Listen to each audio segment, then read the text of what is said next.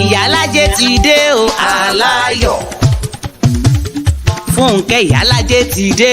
Pèdèpèdè tó méde pè níwájú elédè tó gbèdè lọ́wọ́ melédè tó fi kọ́ melédè jẹ́. Ìyálájé mi Fúnkẹ́ o. Sọ̀rọ̀sọ̀rọ̀ tó mòye o. A fẹ́ gbọ́ ẹ. Ẹ yàtọ̀ sáwọn gbàǹtọ́ ẹ̀yọ̀ bàbá wọn lẹ́jẹ́.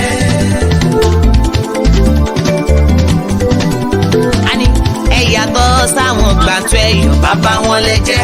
Níbi ká sọ̀rọ̀ kó dáńtọ́ ẹ̀yin màlẹ́ ní. Níbi ká sọ̀rọ̀ kó mọ́ pọlọ wá ẹ̀yin màlẹ́ ní. Ìyálájé mi o alára o. Ìyálájé ni o pé kẹ́ máa wá. Ó ní kẹ́ jẹ́ ká pàdé lórí ìkànnì yìí o. Èmi àti Dr. Michael o Michael Ọlá o Bàbí Ọlágúnjú ó ní kẹ́ máa bọ̀. Onífà gọ́gù o lóní kájọ wá ẹ jẹ́ ká sọ̀rọ̀ àsọyé pọ̀ lórí ìkànnì yìí o. Lórí ìkànnì Ìyálájé mi Fúnkẹ́ o. Ọmọ wọn ní sàgé ọ̀rọ̀ gbẹ àgbẹ̀dẹ ọ̀rọ̀ bàbá o. Kò mà sẹ́ni tó lè mọ̀ pọ̀ bí ò bá sọ lọ́mọ.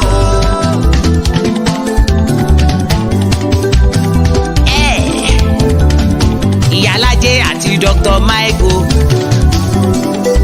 àwọn sani. Náà lè ṣe o, náà lè ṣe. Ìyálájé àti Dr. Michael àwọn sani. Náà lè ṣe o, náà lè ṣe. Ọ̀rọ̀ lórí ìgbéyàwó àwọn ni o. Lórí ọ̀rọ̀ ilẹ̀ Yorùbá àwọn ni o. Lórí ọ̀rọ̀ orílẹ̀-èdè Nàìjíríà àwọn ni o. Lórí ohun tó ń trendy lágbàáyé àwọn ni o. Ìyálájé àti Dr. Michael ló ní kẹ́ ẹ máa bọ̀. Ẹ máa bọ̀.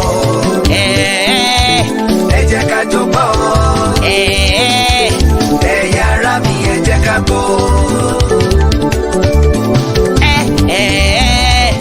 Ẹ máa bọ̀. Ẹ jẹ́ ká jọ gbọ́. Ẹ̀yà ara mi ẹ jẹ́ ká gbọ́.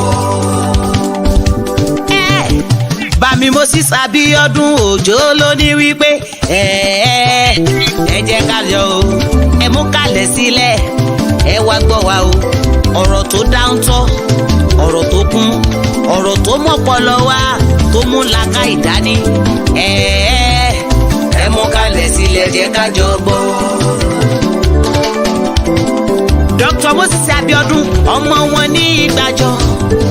Òjó òjó òjó òjó òjó òjó orílù o òjó òjó òjó ọlọ́pọ̀lọ́ pípé lóní kẹ́ máa bọ̀. Ọmọ wọn ní Ìgbàjọ mo bá ròde àtàtà. Òun àti Ìyálájé o náà ṣètò yìí wọ́n ní kẹ́ ẹ̀ máa bọ̀ wá èèyàn lọ́pọ̀lọ́ pípé ká sọ̀rọ̀ kó dáńtọ́ ká dẹ̀ tó fa kó mú òkun yọ. Ẹ máa bọ̀ Bọ́lá White Fúnkẹ́ tantan o pé kẹjẹ́ ká máa gbọ́ Fúnkẹ́ Ìyálájé lórí Facebook lórí Instagram lórí YouTube àti lórí Twitter wọ́n tún wà lórí TikTok Fúnkẹ́ Ìyálájé. Ẹ máa bọ̀ ẹ jẹ́ ká jọ gbọ́. Fúnkẹ́ Ìyálájé o ìwọ lọ̀rọ̀ tí wọ́n sọ. Ayọ̀ lèdì àsìkò yìí o. Ọmọ Yorùbá tó dáńtọ́ ló ní kí n máa ké tantan. Òun àti Dr. Michael Ọlá náà ní kí n máa pariwo pé ká tẹ́tí bẹ̀lẹ̀ jẹ́ ká wá gbèsò. Fúnkẹ́ Ìyálájé ló ní kí n máa ké tantan. Òun àti Dr. Moses Abiodun Òjó wọ́n ní kẹ́ máa gbọ́ lórí ìkànnì tá a wà lórí ìkànnì Ìyálájé ìyẹn Fúnkẹ́. Ẹ máa gbọ́. Ẹ máa gbọ́. Ẹ máa gbọ́. Ẹ máa gbọ́. Ìkànnì àgbọ́dùnú o. Ẹ máa gbọ́. Ìkànnì àgbọ́dùnú o. Ẹ máa gbọ́. Ká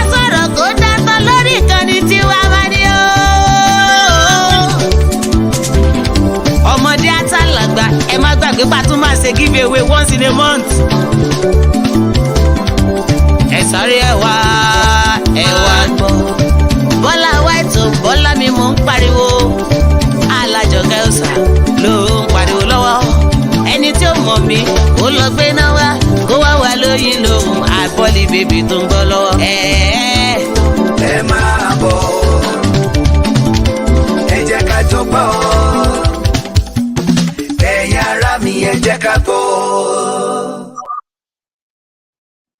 ṣé gan ni dádì mo kí yín o dádì mi ẹ káàsán sà mo kí gbogbo lé níbẹ̀ yẹn pé ẹ káàsán dádì. ẹ káàsán ma ẹ kúṣẹ́. Happy 4th of July sir. Same greetings, same best wishes. ẹ ṣé gan ni tí ẹ fi àyè sílẹ̀ fún wa. adúpẹ́ lọ́wọ́ Ọlọ́run. ṣé o adúpẹ́ lọ́dọ̀ mọ́mì náà sí wọ́n jẹ́ ká yà yín lò léni ẹ ṣé gan nínú holiday léni bẹ́ẹ̀ ni so ẹ ṣé o Ọlọ́run máa bá mi dúró sílé àti ọ̀nà yín sà. àmín mà àtẹ̀yìn náà àti gbogbo àwọn olólùfẹ́ ètò Ìyálájé ẹ ṣé ẹ káàbọ̀. so ẹ jọ̀wọ́ ẹ ṣíwájú wa nù àdúrà sà. ní orúkọ Jésù ní orúkọ Jésù ní agbára ẹ̀jẹ̀ Jésù Kristi bàbá wa àti Ọlọ́run wa a dúpẹ́ fún oore ọ̀fẹ́ yìí lẹ́ẹ̀kan sí òní ọjọ́ 4 oṣù keje ọdún tó wà nínú ẹ̀ ojú wa lẹ jẹ́ kó rí ìmọ́lẹ̀ ọjọ́ agbápá òṣègbè agbẹ́sẹ̀ òṣègbè ọkàn àwọn àtú ayé òfin ẹgbàá mọ́ fún wa lóúnjẹ jẹ arójú aráàyè ẹ tún fàyè gbà wá Ọlọ́run ẹ gbà ọpẹ́ wa o kì í ṣe mímọ̀ ṣe o kì í ṣe pé a pé kì í ṣe pé a tọ́ kì í ṣe pé a mọ̀ jù àánú la rí gbà láti tẹ̀mínà wá Ọlọ́run àánú gba ọpẹ́ wa fàánù rẹ gba ọpẹ́ wa Ẹlẹ́dàá jẹ́ ká rántí inú ọpẹ́ bọ́ sínú ọpẹ́ ètò tòní tún á dọ́wọ́ yín Ọlọ́run Elédùmarè ẹ gba àkóso ẹ má jẹ́ ká ṣẹ̀ yín ẹ má jẹ́ ká ṣẹ̀ra wa ẹ má jẹ́ ká ṣẹ̀ ènìyàn pẹ̀lú ní ẹ̀yìn gbogbo Ọlọ́run jẹ́ kí orúkọ ẹ̀ kó jẹ́ fún yín lógo ohun kan náà láwọn máa tẹnumọ́ àwọn bàbá wa ló sì pa lówe wọn ní iṣu àtẹnumọ́ràn ni kì í jóná à ń tẹnumọ́ Ọlọ́run gba orílẹ̀-èdè wa fún wa ní orúkọ Jésù gba orílẹ̀-èdè wa fún wa orílẹ̀-èdè òmìnira orílẹ̀-èdè Yorùbá Ọlọ́run jẹ́ kó jẹ́ àjẹmọ́nú fún gbogbo wa pátápátá lójú ayé wa nígbà ẹ̀mí wa pẹ̀lú ara pẹ̀lú dídùn pẹ̀lú ara líle Ọlọ́run jẹ́ kí ìran ìjẹ́ kó wá sí ìmúṣẹ kí gbogbo ògo kó jẹ́ tìwọ Ọlọ́run wa kí ayọ̀ àti ìdùnnú àti ìbùkún tó ń bẹ lórílẹ̀-èdè náà kó jẹ́ ti àwọn ọmọ rẹ̀ lájẹmọ́nú orúkọ lọ́la béèrè orúkọ Jésù alágbàwí wa àmín. àmín àmín àmín lórúkọ Jésù ẹ ṣé gan ni dádì mi mo máa padà wá sí ọ̀dọ̀ tiyín ẹ jẹ́ kí àwọn ará ilé sà mọ́mí Rẹ̀mí Ọ̀ṣùgbòyè ẹ káàbọ̀ mọ́mí ẹ ṣé gidigidi gan ni o ẹ kú gbogbo ìgbà ojú òní tì yín láéláé dádì mi dádì Ọláwálé Àlàbí ẹ kú ọjọ́ mẹ́ta sà ẹ káàbọ̀ ẹ ṣé gan ni bàbá mi Shiny Stars ẹ káàbọ̀ ẹ ṣé Ella ó ṣé gan ni ọ̀rẹ́ mi mọ́mí Fúnmilọ́lá Bello ẹ ṣé gan mọ́mí God bless you ma mọ́mí Rísí Ashiru mo kí yín mọ́mí gbogbo lẹ́ńkọ́ ẹ ṣé gan ni mọ́mí Kẹ́hìndé Janet Ògúndèjì ẹ káàbọ̀ sí orí ètò ẹ ṣé gan ni ìyá wa àyànfẹ́ Tèmídùn Ruth mo láìkí orúkọ náà ẹ ṣé gan ni ẹ káàbọ̀ sí orí ètò mo kí yín ká tó tẹ̀síwájú mo kí yín o pé ẹ káàárọ̀ ẹ káàsán ẹ kúrọ̀lẹ́ ẹ kálẹ́ ibikíbi tí oníkálukú ojúlówó ọmọ Yorùbá àtàtà wà a kú dédé àsìkò yìí a kú bí gbogbo ẹ̀ ń ṣe lọ ó kúkú máa dára lágbára lọ́wọ́ Ọlọ́run orúkọ tèmi kò yí padà Fúnkẹ́ Ìyálájé ní orí Facebook mi Facebook page mi Fúnkẹ́ Ìyálájé Global òun ni mo ti máa ń ṣètò nísìn Fúnkẹ́ Ìyálájé Global ní orí Facebook ní orí YouTube Fúnkẹ́ Ìyálájé ẹ jọ̀ọ́ ẹ bá mi lọ síbẹ̀ ẹ bá mi subscribe kẹ bá mi like tẹ bá ti ṣe tán ẹ máa rí aago kékeré kan ẹ make sure ẹ jọ̀ọ́ ẹ bá mi kó wà on ẹ turn it on so tá bá ti jáde ẹ máa lè rí wa ẹ ṣé gidigidi gan ni ìyàn lọ bẹ́ẹ̀ ẹ bá mi yà sí ọ̀dọ̀ Dr. Michaela ní orí YouTube náà kẹ bá mi ṣe bákan náà ẹ mọ̀ pé ní ọjọ́ Àlàmísì èyí tí ṣe Thursday lédè Gẹ̀ẹ́sì ẹ mọ̀ ẹni tó àdìjọ máa ń ṣètò ẹ̀gbọ́n mi ni wọ́n tún jẹ́ bàbá ẹgbẹ́ mi ọmọlúàbí Yorùbá, ọmọ Yorùbá àtàtà, ojúlówó ọmọ Yorùbá òdodo tó ṣe mú yangàn, òun ni wọ́n. Tó jẹ́ pé mo bá wọn tó bí wọn, mo bá wọn yọ̀, torí pé irú wọn wà ṣùgbọ́n wọ́n ṣọ̀wọ́n. Ṣọ́rọ̀ mi yé yín? Kò sí ní bó ṣe lè rẹ̀ wọ́n tó, wọ́n náwó, wọ́n nára. Wọ́n lè sọ pé ẹ gbàgbé ẹ̀, kí ni tiẹ̀ làwọn eléyìí ń ṣe? Ṣùgbọ́n tí wọn ò rí bẹ́ẹ̀ o, wọ́n ń jà takuntakun láti inú wá. Wọn ò ṣe é ní pé kí wọ́n lè fi mọ àwọn, wọ́n ń ṣe é nítorí pé wọ́n nífẹ̀ẹ́ ìran wọn. Wọn ò fẹ́ kí ìran wa kó parun. Mo wá gbà ládùúrà, ta ni ẹni náà? Dr. Moses Abiodun Ojo, mo fi tọ̀wọ̀tọ̀wọ̀ dá orúkọ yín torí ó jù mí lẹ́nu lọ. Mo gbà ládùúrà pé bí ẹ ṣe ń dúró ti ìran wa, tẹ́ ń jà fún ìran wa, gbogbo ọ̀nà, tówó, àsìkò, Ọlọ́run ẹlẹ́dọ̀run àtayé, ó máa bá mi dúró ti ilé àti ọ̀nà yín. Ó máa bá mi ṣe gbogbo ohun tí ń ṣe tiyín ní àṣepé lágbára lọ́wọ́ Ọlọ́run. Gbogbo ìfi ọmọ ṣe, àníwẹ̀yìn náà ẹ̀ ní fàyà ṣe lágbára lọ́wọ́ Ọlọ́run. Gbogbo nǹkan tó ń dùn nínú yín, èyí tó mí àti èyí tí kò mí, kò ní pa yín lẹ́kùn lágbára lọ́wọ́ Ọlọ́run. Ọlọ́run àti ayé àti ọ̀run, ó máa bá mi dúró tì ní gbogbo ọ̀nà lágbára lọ́wọ́ Ọlọ́run. Àwọn ọmọ yín wọ̀n ní di ọmọ ọlọ́mọ. Ìyàláyà ilé yín ò ní di ilé onílé o. Iṣẹ́ yín kò ní di iṣẹ́ o lágbára lọ́wọ́ Ọlọ́run. Mo wá gbà ládùúrà fún màmá pé àgbà wọn á dalẹ̀ o. Ẹlẹ́yìn kò ní síwájú wọn lórúkọ Jésù. Ẹ ṣe dúró tì mí, Ọlọ́run máa bá mi dúró tì mí ní gbogbo ìgbà. Ẹ tó pe Ọlọ́run tó máa dá yín lóhùn ní ẹgbẹgbẹgbẹ mọ́ọ̀lù. Ṣé gidigidi gan ni o. Ẹ káàbọ̀ sí orí. Bá mi kí àwọn ará lé sà. Gbogbo àdúrà tẹ́ gbà yẹn náà lágbára Èdùmàrè ní ìlọ́po ìlọ́po. Ọlọ́run á bá mi fi bẹ̀ yín náà wò. Thank you so much. Orí ọ̀fẹ́ ni mo olúkálùkù wa rí gbà, and I thank you fún orí ọ̀fẹ́ tẹ́ fún mi náà lórí ìkànnì. Thank you for everything. Gbogbo èrò dáadáa tẹ́ ní sí mi àti sí ìdílé mi, lágbára Ọlọ́run, èrò dáadáa ni Ọlọ́run á ní sẹ́yìn náà àti sí àwọn ọmọ àti sí ẹbí yín lápapọ̀. Gbogbo ń tẹ̀lé ń ṣe lágbára Èdùmàrè a máa bọ́ sí dáadáa ni. Ọlọ́run ní kọ̀dí àìmọ̀ṣe sí yín, èṣù ní kọ̀dí àìmọ̀ṣe sí yín, ayé ò ní kọ̀dí àìmọ̀ṣe sí yín. Ẹ ó mọ̀ ọmọ ṣe ni lágbára Èdùmàrè, ẹ ó mọ̀ ọmọ sọ lágbára Ọlọ́run, ẹ̀mí ṣubú dànù, ojú òsì ní tì yín lágbára Ọlọ́run tó dá yìí. Mo kí gbogbo àwa olólùfẹ́ ètò Ìyálájé, mo dúpẹ́ lọ́wọ́ yín, mo dúpẹ́ fún ìfẹ́ tẹ́ ní sí ètò náà. Mo dúpẹ́ fún àtìlẹ́yìn tí ẹ jẹ́ fún ètò yìí. Mo dúpẹ́ nítorí pé ẹ sọ pé báwo náà ṣe rí tẹ́ fún wa lórí ọ̀fẹ́ tẹ̀sí pẹ̀lú wa. Mo dúpẹ́ fún àdúró ti yín. Ẹ̀yin náà ò ní dáṣayé, bí mo ṣe máa ń sọ, ẹ ò ní dáṣayé. Ní gbogbo ibi tẹ́ bá ti nílò ìrànlọ́wọ́, gbogbo ibi tẹ́ bá kọjú sí ọ̀nà ọmọ là fún yín bẹ́ẹ̀ ni. Àmọ́ tí náà bá láàánú pàdé, àwọn tá a jọ rìn, tí wọ́n á jọ mókè, tí wọ́n á jọ ṣoríire, lọ́lọ́run máa gbèmọ̀ yín o. Ẹ ṣeun, ẹ káàbọ̀ sórí ètò. Ẹ ṣe gidi gan ni.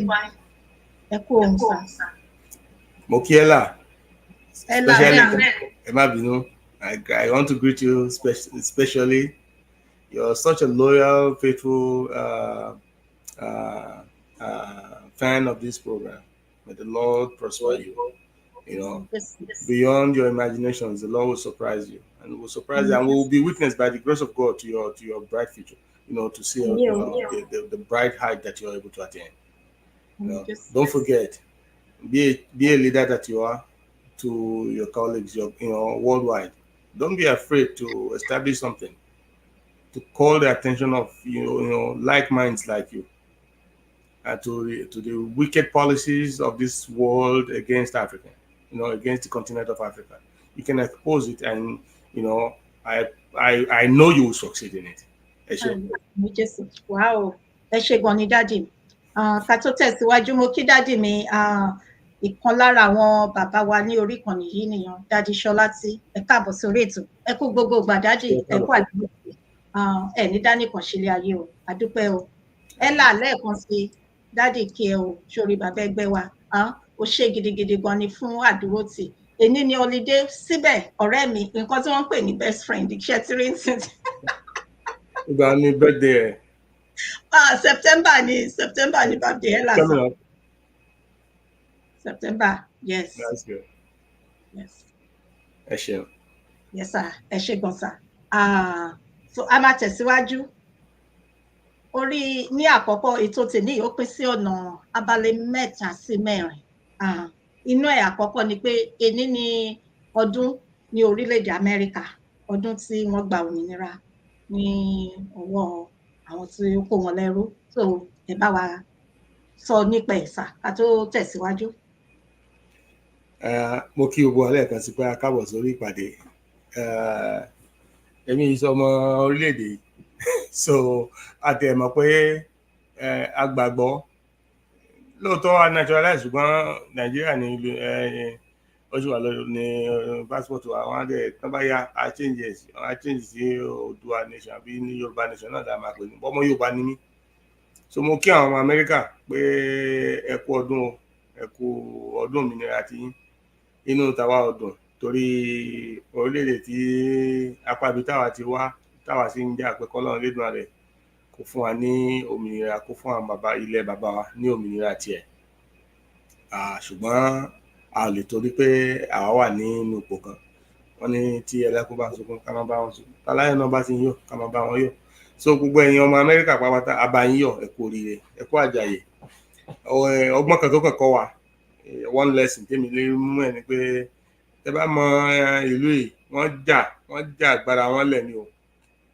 Bó tilẹ̀ jẹ́ pé àwọn British kìíní tán kó àwọn náà tán kó wá síbí ìgbé kan mọ monitor àwọn ẹrú tán ṣiṣẹ́ lóko plantation farms wọn bí. Àwọn náà decide pé ìṣàkọọ́lẹ̀ táwọn kó lọ sí Britain yẹ má jà kó mọ ẹ jẹ́ káwa fúnra wa kúkú establish ara wa síbí. Wọ́n decide láti gba orílẹ̀-èdè pé àwọn ò tiẹ̀ lọ kọ̀kọ́ kí Britain dá dúró fúnra rẹ̀. It's more or less like a coup against the British, against against Buckingham Palace. So they decided to say, you know what, let us break off from Britain. Britain ló mú wọn lẹ́rú. So and some of their so wọ́n ti wá pẹ́ bí àwọn náà ti wá di wọ́n ti kú rò pé ilé níbí. Let us break away from the kẹlẹmọ evil táwọn Britain yẹn tó ti ṣe káàkiri gbogbo ayé o tó mú gbogbo ilé ayé lẹ́rú. But one lesson to learn is mi ò lè wá kú níjòyè ilé bàbá ẹ̀, mi ò lè wá kú kò níjòyè ilé bàbá rẹ̀. Gbogbo àwọn atájọ́ ọmọ Yorùbá mo dẹ̀ máa ń pa bí òwe bí ẹ̀ náà pé salvation tá a rí yẹn àwọn tá a gbàgbọ́ tá a jọ nígbàgbọ́ àtàjẹ́ Kírísítẹ́nì èèyàn ìgbàgbọ́ ọ̀fẹ́ tá a láàárín yẹn o ẹ̀jẹ̀ nìkan la fi san o. Salvation is free, wọ́n ní ọ̀fẹ́ nígbàlà but ìgbàlà ọ̀fẹ́ yẹn was paid by the blood of somebody of the right. So ó jẹ́ lówe láláì ká sọ lẹ́nà nǹkan tó ń ṣẹlẹ̀ lórílẹ̀-èdè tiwa náà àwa náà ó gbàrà wálẹ̀ ni ẹni tó bá dé ìgbà àtìṣù Yorùbá ló máa ń pa ní ìbímọ ńlá ni. Ṣùgbọ́n táwọn kan bá rò tẹ́ bá jẹ́ káwọn kan máa wá sórí torí nǹkan tó jẹ́ kí n sọ̀rọ̀ yẹn kó jẹ́ kí n sọ báyìí ni pé àwọn kan ti ń dìde láwọn tá a ti jọ sọ pé òmìnira orílẹ̀-èdè Yorùbá la fẹ́ tán dẹ̀ ń ṣe takuntakun for almost 3-4 years tán ti ń pariwo ẹnu ẹ̀ làwa bá wọn míì all of a sudden tán dẹ̀ wá yá píríkítí tán sọ pé àwọn regionalism làwọn tó fẹ́ gbé àpótí ẹ̀ ẹ̀tàn tó omi ò tí ì rí ẹ̀tàn ayé yìí láàrin àwọn politicians wa yìí mi ò tí ì rí. Ó dẹ̀ ń jẹ́ kí inú wa bí àwa kan pé ṣé òmùgọ̀ náà pè wá ní. Mo kàn fẹ́ pàkíyèsí àwọn ọmọ Yorùbá ẹ wo onítìrí kẹlẹ̀ mọ báwọn èèyàn ṣe máa ń lo ọ̀rọ̀ semantics. Wọ́n lọ pé àwọn ṣe declaration, àwọn ṣe proclamation, àwọn ṣe reclamation, àwọn ṣe kíní. Ẹ rí i pé the English language is full of all this nonsense. The same thing táwọn politicians fẹ́ gbédé sáàrin wa sẹ́yìn àtàrin àwọn ọmọ Yorùbá ká lè sọ̀kúnnù. A ní láti gba orílẹ̀-èdè wa and we have to stay focused. Ká gba orílẹ̀-èdè wa ká máa tẹnumọ́ wọn ní igi iṣu àtẹnumọ́ mọ́ràn ni kì í jóná. Tí gbìmọ̀ bá ti tẹnumọ́ gé ó máa ń gùn ni. Ṣé ló yẹ kí Yorùbá tọ́jú mọ́ ibì kan ṣoṣo pé àníṣe kó lè di tiwa dá dúró ni a ò bá anybody ṣe mọ́. Torí ìgbéyàwó tán fún 100 years tí ò gbé wa débì kan tó rí pé ṣe àbùkù àti ìbànújẹ́ ló bọ́ wá wa. Why do we want to continue it? Especially nígbà tí àtijọ́ wa táṣìírí wọn ti tú, táyẹ̀fẹ́ ti fẹ́, tàrí fúrò àdìẹ àwọn Fúlàní àtàwọn Britain. Tàti mọ ibi tán, we know the end of what they're going. Àwọn bàbá ẹ̀dẹ̀ ti pariwo tipẹ́tipẹ́, wọ́n ti ń pariwo restructuring láti more than 10 years ago, almost if not 20. Restructuring is the same thing as regionalism. Ẹ̀yin ẹ má jẹ́ kán tàn yín jẹ. Regionalism láyé ìgbà táwọn Awólọ́wọ̀ ṣe bẹ̀rẹ̀ láti 1957, 58, 50, you understand, toward 1960, early 60. Each region was autonomous, but in the same marriage called Nigeria. And the progress then seen, wọ́n dẹ̀ ti rí nǹkan tó ṣẹlẹ̀, àwọn òyìnbó yẹn ojú wọn là sí, wọ́n wò pé àwọn Yorùbá ẹ̀ gbọ́dọ̀ jẹ́ wọn lọ. They saw the progress that was happening. Yoruba Western region was giving money to the federal government of Nigeria, to the federal government. And they saw the brightness of the only gbọ́dọ̀ jẹ́ káwọn ilé ìjọba because wọ́n lè mú wa lẹ́rú. Kí dẹ̀ nìkan tó fún wọn ní insight, wọ́n láwọn fẹ́ wá kọ́ base sí Nàìjíríà. Awólọ́wọ̀ nìkan ló ń sọ pé kí ló dé, ṣé káwa náà lè lọ kọ́ base sí military base sí Britain. Náà tí wọ́n pé eléyìí fẹ́ gbọ́n ju rẹ̀ lọ. Wọ́n àjẹ́ ó débẹ̀. The best person, the best candidate shouldn't be the best president. Ọbásanjọ́ ló sọ bẹ́ẹ̀. Òun fọn ntaba fọn sínú fèrè ní fèrè ń bọ̀ jáde. So they are totally against the Yorubas to move it. Kí ni wọ́n ń pariwo restructuring sí fún wa nísìn? Especially nígbà tẹ coach wọn pé kúkú change the constitution, initial constitution that you ní earlier ó di 1999 ẹni kó change ẹ̀ kó dìbò kó yí gbogbo ẹ̀ padà. Kí gbogbo agbára ẹ̀ pátá kó jókòó sọ́wọ́ àwọn kìíní. So we are all in the ship that we have nothing, we can't say a word. They made the Fulanis the captain of that ship, and then we know the destination where they're going. Ẹ̀wá ní kájọ kama wòran. Ẹ̀wá tí wọ́n ń pariwo ń sìn torí pé Bọ́lá Ahmed Tinubu. Láàrin àwọn olóṣèlú táwọn láàrin wa ni o, àwọn olóṣèlú pọ̀ láàrin movement yìí tẹ̀ bá tètè mọ̀. Ó yẹ kí ṣe ká máa wòra wa dín. Kọ́ lọ́run lédùn àìkú mọ̀ kó wa yọ ni. Bọ́lá Ahmed Tinubu ti wò pé báwo ló ń ṣe lè destruct Yorùbá nation yìí. Bola Ahmed is just interested in himself. Kó n ṣáà ti wà láàrin ààrẹ, kó dẹ̀ lọ ọdún mẹ́jọ ẹ̀ àṣà ààrẹ, kó dẹ̀ máa bá tiẹ̀ lọ. Nkí ìbá ìṣẹ̀lẹ̀ sọmọ Yorùbá kò kàn mọ́. Bó tilẹ̀ jẹ́ pé òun gangan tó jẹ́ Bola Ahmed yẹn kò mọ nǹkan tí ilẹ̀ tí ó mọ́la. Wọn ò mọ ilẹ̀ tó máa mọ́la. But in himself, the old Bola Ahmed táwa mọ̀, òun gangan mọ̀ pé kò yẹ kí Yorùbá wà nínú Nàìjíríà. Ó ti fẹnu ara ẹ̀ sọ báyìí ta ní proof ni. It's evident. But now today, it's using the same Yoruba, Omo Yoruba to play. We are the pawns. I want chess piece of pawns on the chess game. And we say we should not be confused by it. Or one try to divide the movement in here. Or one to create 14 new states. Just so that and we'll also do a wọ́n lè máa wọ́n pé bóyá mo lè lọ di bóyá ilé ìtọ́ ti ṣe commissioner òun náà lè lọ di governor bóyá ilé ìtọ́ ti ṣe executive bìkan rí òun náà lè lọ campaign láti di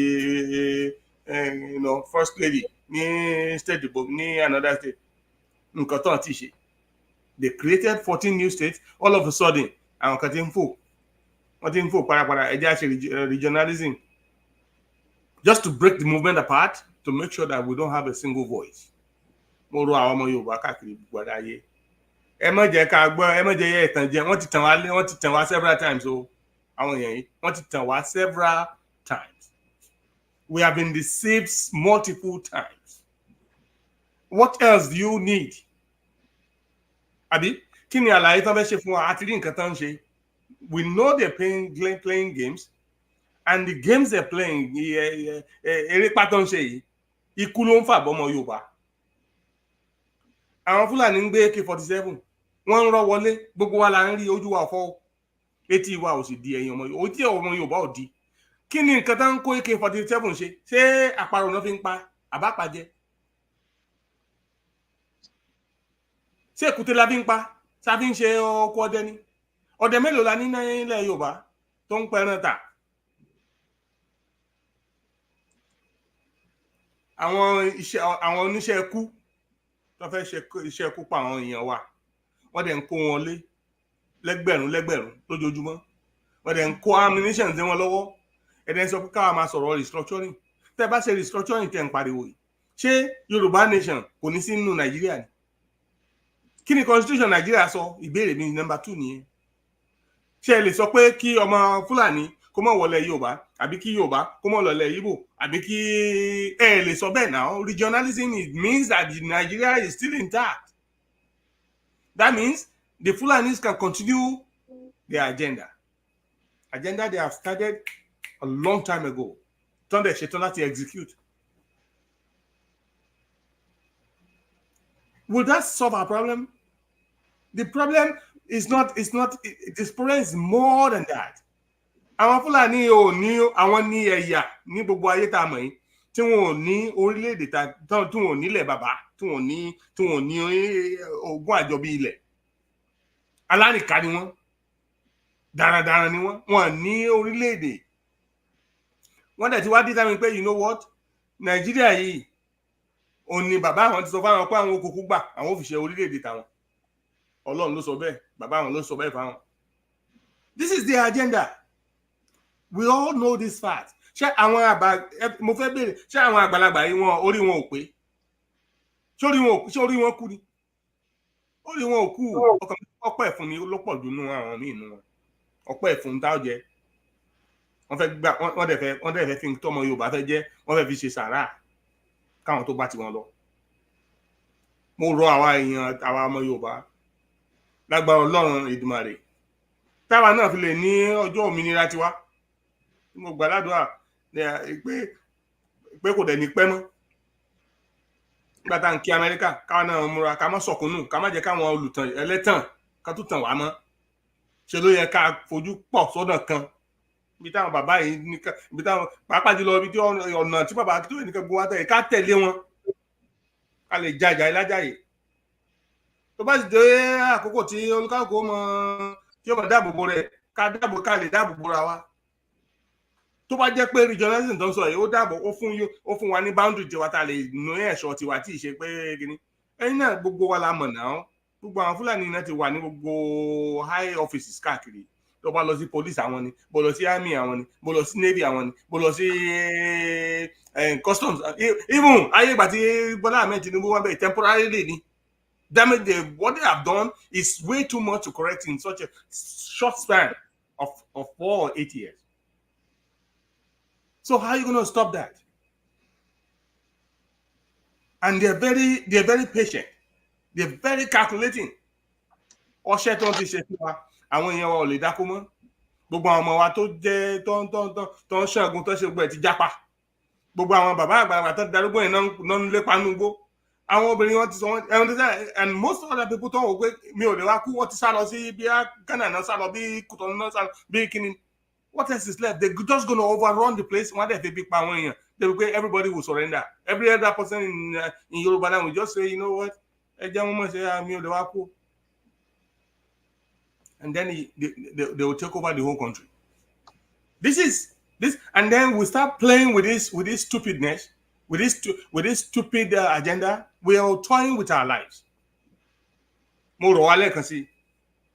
Àwọn ọmọ Yorùbá ẹ má jẹ́ kí wọ́n parọ́ tàn wá jẹ mọ́ ẹ jẹ́ káwa náà máa fi ọgbọ́n orí ara wa kájọ máa ro restructuring tẹ́lẹ̀ fẹ́ ṣe bí kò wọ́ọ̀kà náà lè ṣe ń pariwo Yorùbá nation restructuring àti regionalism kí ló fi yàtọ̀ síra wọn tẹ wá ń yí òyìnbó tẹ fẹ́ máa yí wa nú poro ẹ fẹ́ máa yí wa nú ebè it's not the same thing with what we believe is orílẹ̀-èdè Yorùbá tó ní àwọn ètò ẹ̀ṣọ́ tiẹ̀ anybody tó dẹ̀ ń gbé ní ìgbé àlàáfíà pẹ̀lú àwọn tó kù tó bóyá àwọn ilẹ̀ Ìgbò kájọ ní ìgbé àlàáfíà pẹ̀lú àwọn Àrẹwà pẹ̀lú ìgbé àlàáfíà tó pé but ní ilẹ̀ tiwa o irú ògiri wa ọkàn ní dédé jẹ́ kínní òfin ó sì múlẹ̀ wọ́n tó bá fẹ́ wá wọ̀nù wa tó fẹ́ wá commit crime yìí ohun tójú ẹ̀ bá rí nílẹ̀ Nàìjíríà ní orílẹ̀-èdè Nàìjíríà yẹn àwọn Fúlàní ti issue threat which is more like treason. Sí gọ́ọ̀mẹ̀ntì Bọ́lá Ahmed Tinubu. Wọn ò sápamọ́ o, wọ́n tún sign orúkọ wọn sí àwọn olórí wọn. Nàìjíríà mọ̀ wọn, but the government did not do one thing. That's to tell you pé government in Nigeria lacks the ability to enforce the law, even the common law, lórí àwọn Fúlàní. Gbogbo ọlá ti gbọ́, wọ́n bá pa ọmọ wa bá ti mú wọn, ẹ bá ti gbé wọn dé police station níjọ́ kejì wọ́n ní pé order from above, ó ní kàn fi wọ́n lẹ̀. Sórílẹ̀-èdè nìyẹn. That's why we need our own separate country. Ṣé àkọsẹ́ ẹni dákà dédé tó bá pààyàn, òfin ó mú ọ, yóò sì jẹ́ oníyà tó tọ́. Tó bá fẹ́ wọnú ìlú wa lọ́nà ẹ̀tọ́, ó wọlé lọ́nà ẹ̀tọ́, àwọn ẹlẹ́ṣọ̀ ìṣọ́bodè wọn á mọ nǹkan tó wá ṣe, á sì mọ gbogbo ibi tó bá rìn sí. O kàn lè dé wá dé kọ́ lọ́mọ dáná jẹ kólókó, kọ́ lọ́mọ kẹ́ lọ́mọ pa àwọn èèyàn lóko, kẹ́ lọ́mọ rape àwọn èèyàn lọ́jọ́ lọ́nà, kẹ́ lọ́mọ commit crime tí ò sí. Kẹ́ bà gbogbo iṣẹ́ ọ̀gbìn jẹ́, iṣẹ́ àgbẹ̀, kọ́mọ́sọ náà àbáyọ. Èmi rò pé ibi tó yẹ káwọn ọmọ Yorùbá ká kọjú sí nìyẹn. Màá lọ àkókò yìí láti rántí July 1. Tàbá rántí tí gbogbo wa bá gbàgbé àwọn ọmọ káwọn kọ̀ọ̀kan rántí ọjọ́ tí federal government in Nigeria, nítorí pé àwọn èèyàn sọ pé àwọn nǹkan tó ń ṣẹlẹ̀ ò dáa, àwọn dẹ́fẹ̀ẹ́ fẹ́ òhónú àwọn hàn. There was no, it's the right of every citizen to protest. Chief Sunday Adéyẹmọ Ìgbòho ọjọ́ yẹn náà lọ attack ilé ẹ̀. Mo dúpẹ́ lọ́wọ́ Ọlọ́run pé àwọn Yorùbá dúpẹ́ lọ́wọ́ Elédùmarè pé wọn ò rí pa. So Americans July 4, àwa náà ní kọ̀rọ̀ yàrá wa ká máa dúpẹ́ lọ́wọ́ Ọlọ́run July 1 pé Ọlọ́run ò jẹ́ kí ìṣẹ̀lẹ̀ burúkú yìí kó mú ẹ̀mí tiẹ̀ lọ. Pàdánù èèyàn méjì, alágbára mímọ́ jùlọ kó jẹ́ kí ẹ̀mí Àdògán àti àáfàá k'Ọlọ́run jẹ́ kó rí ìsinmi. Àwọn ẹbí wọn gbàdúrà kí Òòṣà òkè kó dáhùn kó bá wa dì wọ́n mú, kó fún wọn ní agbára, kó sún wọn síwájú, kó lànà fún wọn nínú ayé yìí. Kọ́mọ dẹni gbàgbé kí ìpín wọn láyé kọ́mọ jẹ́ àpínlé fọmọ ẹ̀fọn ẹ̀fẹ́ lómi. K'Ọlọ́run lè máa kó bojú àánú wò wọ́n, ó sì tọ́jú wọn. Gbogbo àwọn àtàsìkò lẹ́ni nínú ṣọ́ọ̀bù yìí ká má sọ̀kúnnù torí ìrántí àwọn tó ti sọ ẹ̀mí wọn nù. Ká má jẹ́ káwọn kan máa parọ́ ọ̀rọ̀ nítorí n tó ń jẹ, ká máa parọ́ ìranù pé n tó ṣẹlẹ̀ ò ṣẹlẹ̀. Gbogbo wa là ń fojú rí o. Àwọn Fúlàní ò sì mú un láwàdà. Káwọn náà mọ̀ ṣe ká má mú un ní àwàdà. Amẹ́ríkà wọn bá Britain mú ní kékeré. Wọ́n jà gbára wọn lẹ̀ ni. Israel náà ń ja ìjà tiẹ̀ lọ́wọ́lọ́wọ́, ojoojúmọ́ náà ń jà. Àmọ́ Yorùbá a lè jókòó tẹ́tẹ́rẹ́ o. A ò sì gbọ́dọ̀ gbà káwọn òpùrọ́ kan wá, káwọn èèyàn máa gẹ́gẹ́ máa parọ́, kán máa yí wa lórí, kán máa dà wá ríboríbo káàkiri. Mo sì rọ̀ wá, ẹ má jẹ́ kẹ́ anybody tẹ́ bá ti tó kó wà nínú ìjàngbara yìí, tó bá ti mú ọ̀rọ̀ Jésù, tó bá ti mú ọ̀rọ̀ ẹ̀sìn wá síwájú yín, ẹ mọ̀ pé ẹlẹ́tàn ni wọ́n o. Kò sí kan tó kẹ Jésù nínú pé a fẹ́ gbára wálẹ̀. Àti fi hàn ìwọ ọmọ ènìyàn ohun tó dára ni. You have been given that free will to do your own thing, and níjọ́ tá a bá ti realize pé ẹ̀mí kan ta ní náà lání, níjọ́ la mọ̀ pé ayé ò pé méjì. We have to do what we have to do now to secure what we have and give, if only to our children, a better, peaceful, safe, country of their own. Ẹ ṣé. Wow. Ẹ bá mi gbé gbòòsà lẹ́ẹ̀mejì fún bàbá ẹgbẹ́ wa, Dr. Moses Abiodun Ojo. Ẹ ṣé gidigidi gan ni sà. Ẹ kú ohùn. Mo kí ká tó tẹ̀síwájú, mo rí bàbá mi Waris Jimodo. Ẹ ṣé. Mọ́mí Adéníkẹ́ Adédèjì. Ẹ káàbọ̀. Ẹ ṣé gan ni. Ẹ jẹ́ ká tẹ̀síwájú. Inú mi dùn ẹ ti yà lọ sí ọ̀dọ̀ àwọn Fúlàní báyìí. Ẹ jẹ́ ká kú dúró síbẹ̀ ká sọ. Ní ìpínlẹ̀ Ọ̀ṣun, mò ń gbọ́ ètò kan ní ìjẹta. Wọ́n ní àwọn Yorùbá kan wọ́n pa àwọn Fúlàní. Nǹkan tó dẹ̀ ṣẹlẹ̀ ni pé iṣẹ́ ibi tí wọ́n lọ ṣe nínú oko. So wọ́n ṣàṣẹmọ̀ adájọ́, ẹ máa gbọ́ sà, nílẹ̀ Yorùbá adájọ́ ó wá dájọ́ ikú fún àwọn ọmọ Yorùbá 5 àbí 2. Kán lọ yẹgi fún wọn.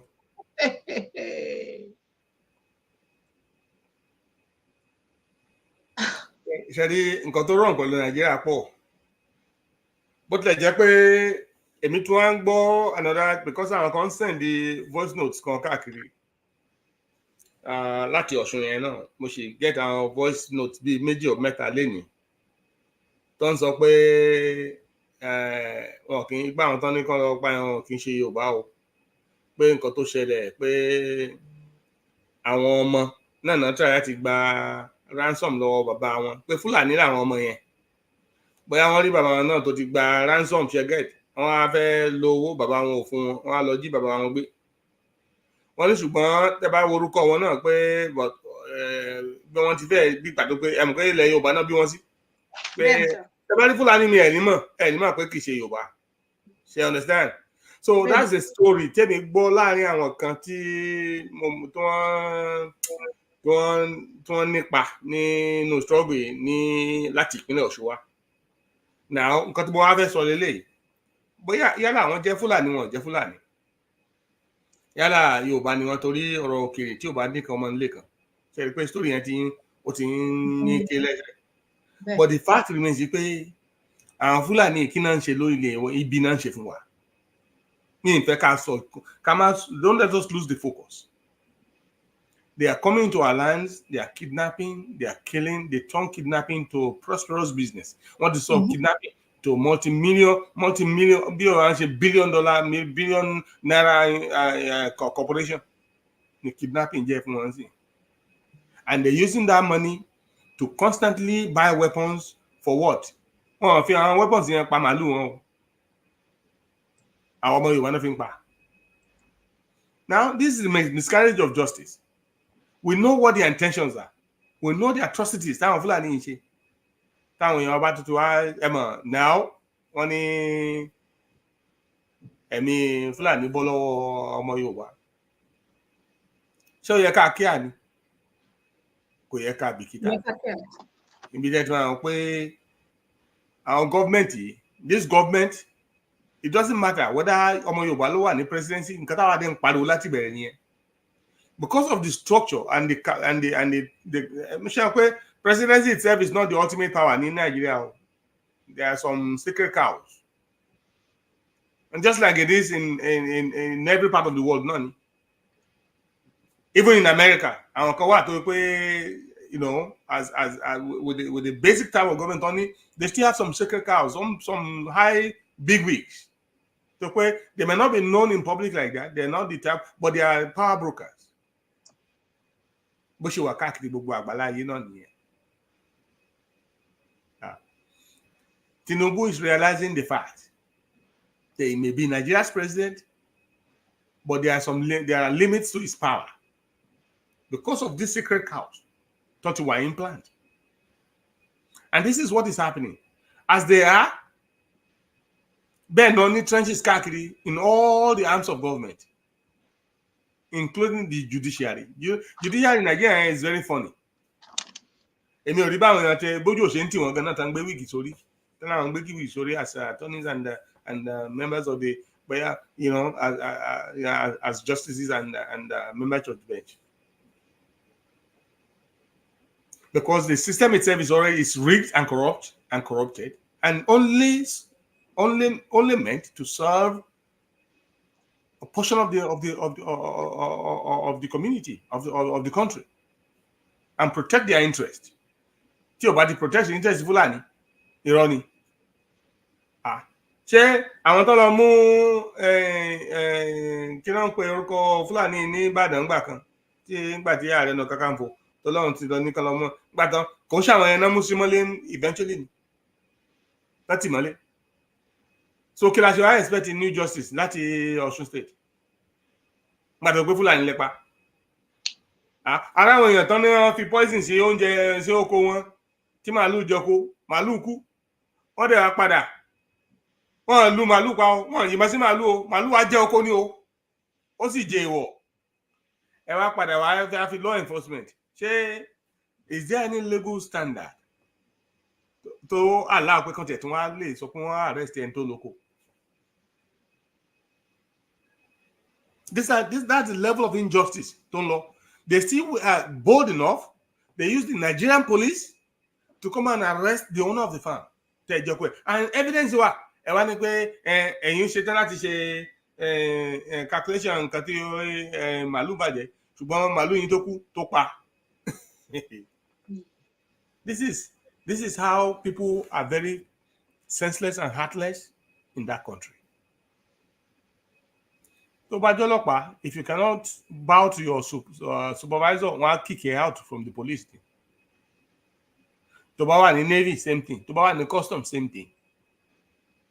So, and once they change the constitution to pay whatever the federal government says, it overrides the state government. You know, constitution and not embed that 1999. What changes the whole thing? So no powers goes to the state. Most of it is with the federal government. So the Minister of Justice by no, efile. The police commissioner by efile, regardless of what the law says, that's what happens. What operates like that is a zoo, animal kingdom. That's why Yoruba láti kúrò nú ẹ̀. Ọ̀rọ̀ pé ń ṣe regionalism ẹ̀ ṣe. Àwọn tó ń sọ̀rọ̀ regionalism, wọ́n sọ fún yín pé wọ́n fẹ́ ṣe constitutional, pé wọ́n máa tún constitutional, pé there will be a constitutional conference o. Wọ́n bá yín sọ. Let's go back to regionalism. Wọ́n ní sọ fáwọn èèyàn wa pé there's a need for the constitution of that country to change. Who's going to change? Gbogbo eléyìí Goodluck Jonathan ṣe. Ṣé wọ́n jẹ́ ṣe national conference? Was there any result? That's to tell you that some entrenched powers that will not allow you to see the light of the day. And that means after the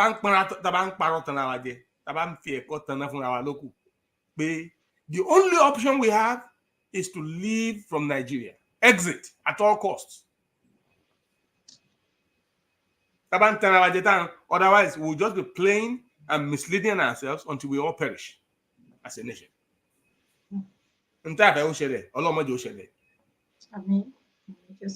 So, kò yà mí lẹ́nu pé wọ́n dárú ẹjọ́ yẹn ní Òṣogbo. tó a mọ̀ pé òfin tí wọ́n fi ń ṣe nǹkan kì í ṣe tọmọ Ọ̀ṣun.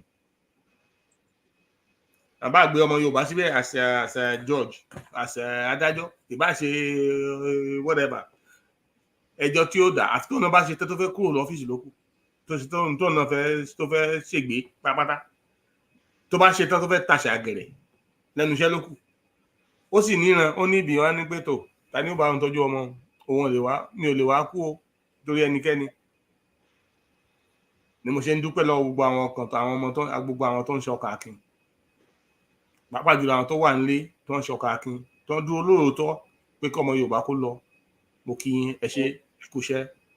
àti gbogbo àwọn tó wà ní lókè ọ̀yà náà tó wà lókè òkun tí wọn ò ṣe ṣèyí sọ̀hún bí àjà ò kò ṣe kú kúṣẹ́ yẹ. tẹ́fẹ́ máa parọ́ kọ́kàndínlẹ́ máa parọ́ gba owó lọ́wọ́ gbogbo ọmọ Yorùbá, máa dá ọmọ Yorùbá ríboríbo káàkiri láláìsí bí kankan tó fẹ́ gbé wa lọ. All for their own selfish intentions and selfish ends. Got to create a new 14 states. Egbe Tinubu very calculating. Bí state mẹ́fà nínú 14 yẹn ló kó sí YORUBALAND. Ló ń fẹ́ just to do what? To destabilize Yorùbá. A ní ọpẹ́ fún ni wọ́n tún mọ jà sí governorship nísìnyí. Wọ́n ní lójú Yorùbá nation. Quick, kí làwọn èèyàn wá ṣe? Wọ́n gbé regionalism jáde. Because they want to jump into it, they want to be in the good favors of these politicians, they want to be governors again. Káwọn náà lè rí tí wọn kó jẹ. Ọmọ Yorùbá ìbá máa kú lọ́gbẹ̀gbẹ̀, àbá máa kú ní gbagba kó kàn wọ́n. Ọlọ́run á dá o. Ọlọ́run rí inú gbogbo wa. Gbogbo àwọn tafa yìí ló borí yẹn. Ọlọ́run rí inú gbogbo everybody. Oh yes. Ilé ìtọ́lúkà kò ń ṣe yẹn kan tẹ́wọ́ mọ́. Èmi ń bọ̀ kankan ẹ̀ lè tan Ọlọ́run. Tẹ́ bá tan èèyàn ẹ̀ lè tan Ọlọ́run. Ṣùgbọ́n àwọn tí ẹni gbà kẹtàn wá n bá ti rí òótọ́ ńlẹ̀ ni ó sọ.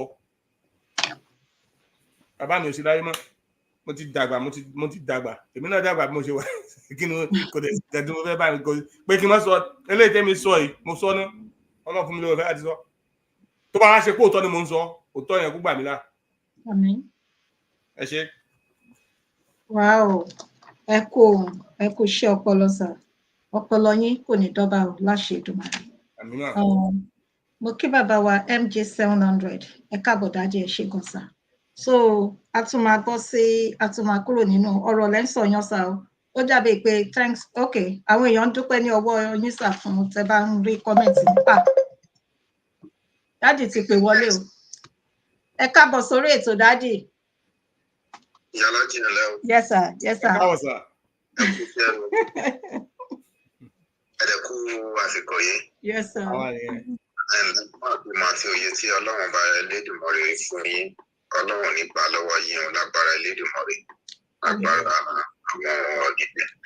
Ẹ máa dàgbà nínú ọgbọ́n lágbára Elédùmarè. Ẹ̀dẹ̀ máa dàgbà nínú òye lágbára Elédùmarè. Dr. Moses Abiodun Ojomokin sá o. Mo kí yín sà. Ẹ ṣé gan sà. Àsìkò yìí sá. Ẹ ṣeun. Ẹ kú iṣẹ́ o. Ọlọ́run bá Elédùmarè kó máa wà pẹ̀lú yín o. Àmín o. Ọpọlọ yín ò ní Òun náà. Àmín. wà níbi ọwọ́ àwọn ẹ̀ka ènìyàn wọn ní lágbára lórí yín o lágbára Elédùmarè Àmín. lágbára ilẹ̀ Yorùbá tó. Àmín. Ọ̀rọ̀ tèmi ò ní pọ̀ ná. Ìdí ìpele méjì ni ọ̀rọ̀ mi máa wà. Ìyẹn ọ̀rọ̀ ẹ sọ. Nípa ọ̀rọ̀ ṣe rí last week ni mo rí kíní ọ̀rọ̀ regional kíní táwọn kan tí wọ́n ṣe kíní program yẹn ọ̀dà pé wọ́n ti ṣe kíní program yẹn tán ṣe kìí ṣe last week Thursday ni or Friday. Saturday tó kọjá ni sir. Review of the proposed regional government draft be live with Dr. Fakunda, Yoruba Kingdom TV. Àwọn kan tó wà ní Yorùbá tẹ́lẹ̀, Yorùbá Nation tẹ́lẹ̀ tó jẹ́ pé àgbàlagbà ni wọ́n o. Kì í ṣe pé mi lè dárúkọ èèyàn o, but to be pé èmi ò bẹ̀rẹ̀ anybody náà. Ọmọ Oǹdó làwa, àwa kì í bẹ̀rù àdé, a máa ń respect àwọn èèyàn. Anybody la máa ń respect, but a kì í bẹ̀rù anybody. Ẹni tá à ń bẹ̀rù ni Ọlọ́run ọba. Kì í ṣe pé mi lè dárúkọ but bí pé program orí ìkànnì ìyá alájẹ ni mo wà. Àwọn tó jẹ́ pé àgbàlagbà tó jẹ́ pé wọ́n ti wà nínú Yorùbá Nation tẹ́lẹ̀, àgbàlagbà tí wọ́n kì í ṣe kíni, mo rí wọn bẹ̀. Àwọn ọgbọ́n ló dàbẹ̀ pé bí agbẹnusọ. Àmọ́ dẹ̀ torí èèyàn kan náà tó wà ní Yorùbá Nation. Gbàtí mo wo recorded one náà ti ṣe tán, inú bẹ̀ sí bí pé wait a minute pé kí ló wà kan. Majority of them dà pé àwọn kan ó dà pé àwọn kan wà l'Amẹ́ríkà, àwọn kan wà ní Europe lọ́hùn yẹn tó ń kóra wọn jọ. Ìgbà tí mi náà rí nọ́mọ̀ mọ́. Dádì ẹ jọ̀ọ́ ẹ má bínú sá o, ètò wa ni kì í ṣe ètò ìyálájẹ so téèyàn tẹ̀ bá tìgbà tó yẹ pé kì í ṣe pa máa bú wọn ẹ̀ ń sọ̀rọ̀ ni ẹ dárúkọ sá so bó ṣe bẹ́ẹ̀ ni sá. Mr. Bájí Ayélóge wọ́n wà lára wọn àti bàbá ọ̀rẹ́ wọ́n wà ń bẹ̀ náà. Mo dẹ̀ gbọ́ bí wọ́n ṣe ń sọ̀rọ̀. Mo dẹ̀ rí àwọn èèyàn tí wọ́n pè wọlé lóríṣiríṣi tó ń bẹ̀rẹ̀ sí borí kọ́ọ̀mì àwọn contribution táwọn èèyàn contribute tá a bá lè gba ti Yorùbá Nation yẹn tá a bá lè gbà á mọ̀ pé àwọn ọmọ wa máa gbà á létà bọ̀ká ìṣòro regional yìí náà ṣá. Mo kàn ń wo gbogbo táwọn èèyàn sọ̀rọ̀ mo wá wò pé tèmi ní kí ló ń ṣẹlẹ̀. Ikú gbogbo wáyé táwọn èèyàn wá fi ibi léyè mo dẹ̀ rí pé gbogbo nǹkan tó wà ní ìdíkìní àbòsí ló wà bẹ́ẹ̀ ìgbà àbòsí ni ló wà níbẹ̀ pé regional kẹ́ pé ìgbà tí wọ́n ti ń sọ̀rọ̀ regional kan kó tó di pé mo rí kíní wọn ni mo ti mọ̀ pé gbogbo kíní wọ̀nyí wọ́n bìbí Bọ́lá Tinubu fún 2027 ni wọ́n tún fẹ́ fi scam àwọn èèyàn ni wọ́n tún fẹ́ fi ọgbọ́n ni wọ́n tún ń lò ìyẹn mi gẹ́gẹ́ bí èèyàn kan gbàtí mò ń wo gbogbo nǹkan tó ń ṣẹlẹ̀ wọ́n wò pé kí ni gbogbo eléyìí náà ìpè Yorùbá Nation tó ti ń pariwo látijọ́ yìí pé òun làwọn èèyàn dúró lórí because Yorùbá Nation ó lè má jẹ́ the best but that is the solution. Ká exit kúrò nínú Nàìjíríà pàápàá òun ni the best because Nàìjíríà gẹ́gẹ́ bí mo ṣe bá sọ wọ́n amalgamate Nàìjíríà wọ́n kó wa papọ̀ ní 1914 by Lord Lugard mo mọ̀ pé tú àwọn British Empire ni òun àti ìyàwó ẹ̀ náà sọ pé ó sọ Nàìjíríà lórúkọ foundation Nàìjíríà ò dáa náà Ọlọ́run ò dẹ̀ lọ́wọ́ sí Nàìjíríà Ọlọ́run ò lọ́wọ́ sí ibi tí Ọlọ́run lọ́wọ́ sí ibi tí Ọlọ́run dá wa sí àwa ọmọ Yorùbá òun ní ilẹ̀ Yorùbá ibi tá a wà yìí ibẹ̀ ni Ọlọ́run dá wa sí tó dẹ̀ fún wa ní gbogbo nǹkan téèyàn fi ń ṣọlá lọ́lọ́run fún wa lórí ilẹ̀ wa. Pé Ọlọ́run lọ sí Nàìjíríà regional system tẹ́ ẹ̀ ń ṣe yìí wọ́n ti regional system tó yẹ kó ó end ní July 1966 wọ́n bẹ̀rẹ̀ regional government between 1960 to 66 wọ́n dẹ̀ ṣe 66 yẹn 1966 wọ́n ṣe kú méjì January and July ni wọ́n end the regional system regional government ṣé regional government yẹn ni a máa tún padà sí ní tàbí kìíní ọ̀rọ̀ kìíní kan tó ń sọ ọ̀rọ̀ restructuring tó ń sọ látijọ́ yìí tìbí kìíní náà sọ ìyẹn Shettima ó ní restructuring by food ó ní restructuring my food nǹkan tó ń sọ nìyẹn náà ẹ túbọ̀ lọ regional government wá tó jẹ́ pé ọmọ 50 something years ago náà ti ṣe gbogbo yẹn tí wọ́n á tún padà sí regional government ní wọ́n á wò pé gbogbo kí ní àbòsí ló wà ń bẹ̀ ọ́ ìgbé àbòsí ni ọ́. Bẹ́ẹ̀ni.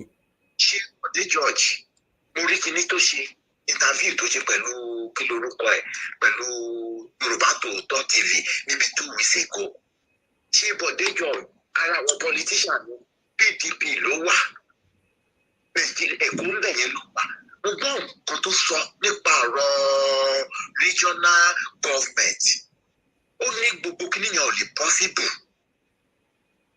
ó tún sọ̀rọ̀ nípa ti state police tó ń sọ pé kinní kan ó ní gbogbo kinní wọ̀nyí tó ń sọ pé ó ní wọ́n mú kan wọ́n mílí ó ní gbogbo ní àbùsí ni ó ní kàn gbàgbé regional government ó ní nǹkan tó ń sọ ni wípé ó ní constitutional conference wọ́n ṣe pẹ̀lú Jonathan ní 2000 submit kinní yẹn fún Jonathan jẹ́ 2000 tí Jonathan fún Buhari 2014 ó ní ìgbà Jonathan wọ́n ṣe ó lóun wà ní mẹ́mbà ó lóun represent Lagos ara tó represent Lagos state ni ó ní report yẹn wọ́n fún Jonathan gbàgbọ́ parí ẹ̀ Jonathan jẹ́ wọ́n ló hand over fún ọgbẹ́ Buhari wọ́n ní Buhari ò ṣe anything ó ní kò ṣe anything lórí constitutional report yẹn ó ní kó lọ mú yẹn síta ó ní kó mú síta ó ní ìyẹn ni kó mú síta ó náà ti parí ẹ̀ ó ní ọ̀rọ̀ regional government ó ní kó gbàgbé ẹ̀ ó ní kò sí nǹkan tó ń jẹ́ bẹ́ẹ̀ ó ní bìkan bọ́ ṣe ń ba lọ yìí ó ní gbogbo ẹ̀ máa fọ́jú ó ló máa fọ́ lójú ó sọ ó ní bìkan ó ní ebi ń pa àwọn èèyàn ìyà ń jẹ àwọn èèyàn inú ẹ̀ náà tàbí ìyẹn ló ti sọ ó láwọn ọ̀rẹ́ òun náà jọ lọ sí school from elementary to university tó jẹ́ wípé wọ́n ti retire ó ní wọ́n ń po òun bá sọ pé kó òun jọ pé anything tó ń bá ní kó fi ránṣẹ́ sóun sí wọn nígbà kò sí anything lọ́wọ́ mọ́ ìpè owó rẹ̀ yẹ ṣe Bọ̀dé George ó láwọn rẹ̀ ó lóun gan fúnra òun lówó retirement tó ń gbà ó tó ń bá wọ plane lọ sí Èkó ó ní òun ò lè padà wá sí Àbújá òun ò lè padà wá sí Èkó mọ́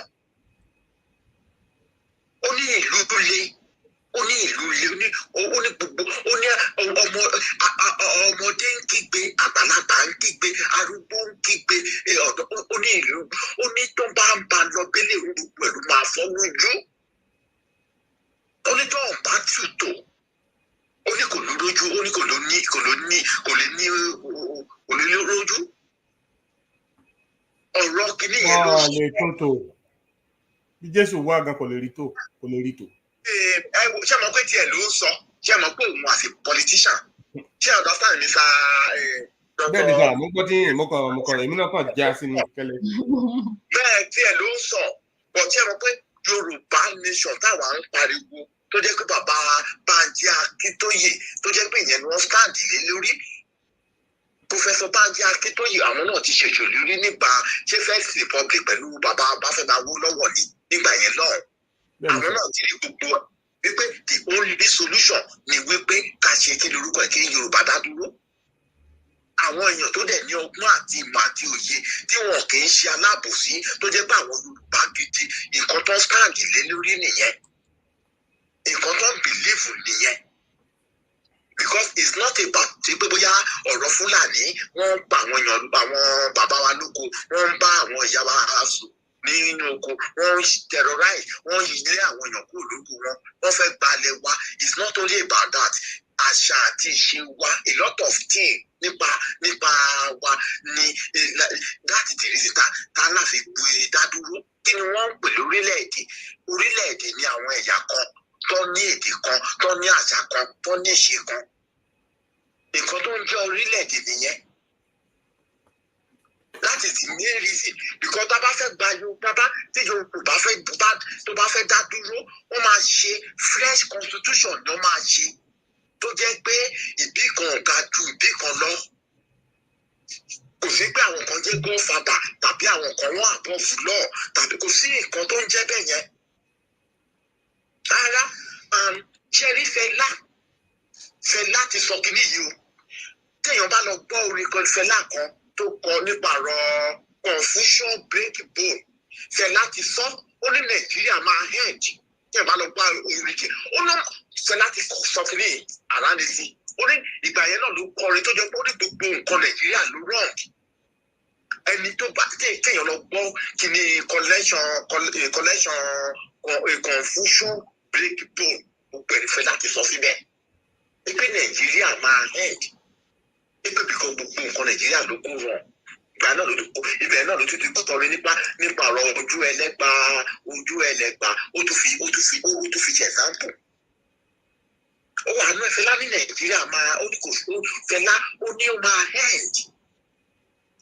Gbogbo ẹ̀ ló ti sọ long time ago, long years ago. And gbogbo nǹkan tí Fẹlá dẹ̀ ti fi kọrin nígbà yẹn lọ́hùn láàrin 70 around 80s, gbogbo ẹ̀ ló ń jáde síta nowadays. Ó ti sọ ó ló máa end. Because bàtà nǹkan bá tún sọ̀rọ̀ regional system wípé kinní kan irọ́ pátápátá ló wà ń bẹ, àbòsí ló wà ń bẹ. Kò lè work. It's not possible. Ká kúrò pátápátá kúrò ní Nàìjíríà yẹn òun ni the best, because ó túbọ̀ ń wọ̀ sí ni. Ó túbọ̀ ń wọ̀ sí ti kò lè lójú, kò lè ní àtúnṣe. Now even ní Yorùbá, nílẹ̀ Yorùbá now foodal system tó jẹ́ pé north ló wà tẹ́lẹ̀ òun ni wọ́n ló ń ṣẹlẹ̀ ní Yorùbá land now ọ̀dọ́ practice yẹn foodal system tó di pé àwọn ọmọ Yorùbá wọ́n tọrọ owó, wọ́n di alágbe, wọ́n di àlèmáǹjèrè tó jẹ́ pé nọ́ọ̀tì ló wà tẹ́lẹ̀, tó jẹ́ pé nǹkan táwọn ṣe fún àwọn Fúlàní ló dẹ̀ ṣe kí nìyẹn fún àwọn ọmọ Haúsá náà láti fi blindfold wọn ni. Tí wọ́n jẹ́ kán lọ sí school, wọ́n jẹ́ kán ṣe kinní tó jẹ́ wípé kí àwọn ọmọ kéékèèké kán lọ máa tọrọ owó. Òun ló ti dé ilẹ̀ Yorùbá báyìí tó jẹ́ pé bí ń pa àwọn èèyàn tó ń ìyà jẹ àwọn èèyàn. Because a túbọ̀ máa wọ̀ sí ni kò sí any solution ló pé ká kúrò pátápátá. Tẹ́lí judiciary system wa, Ṣẹ́rí Délé Fárótìmí ó sọ lára fídíò clip ẹ̀kan tó sọ ní a couple of years ago. Ó ní ìgbà tó ń ti ó ní judiciary system wa, ó ní ìgbà tó ń ti rí the rot tó wà ní judiciary system ló ń ti sọ pé tó bá ti practice for 20 years kó máa retire, tó bá dẹ̀ ti pé 50, ó ní ìgbà tó dẹ̀ pé 50 ló kúrò. Ó ní there is a lot of rot tó wà ní judiciary system. Ó ní ìgbà tó ti wà náà tó ti ń practice lọ́ọ̀ ló ti rí gbogbo ẹ̀ yẹn Délé Fárótìmí. Because mo máa ń wo kí ni fídíò clip tó máa ń ṣe every Sunday tó máa ń ṣe, mo máa ń wo mo dẹ̀ máa ń gbọ́ nǹkan tó máa tó kí ni máa nìyẹn kí ló ṣe nígbà tó ń wà ń bẹ̀ láti correct ẹ̀. À ń tọ́ka sí Gani Fáwẹ́hìnmí o ṣe mọ̀ in the same system may his soul rest in peace. Nígbà tí kò wọ̀, nígbà tó le, nígbà tí nǹkan ò ṣe, nígbà táwọn paná pi àwọn Babangida wà ní kínní, Gani Fáwẹ́hìnmí was able to use the instrument of the law against the law, despite their military man lò àwọn òfin irọ́ tó máa ń lò despite all of that.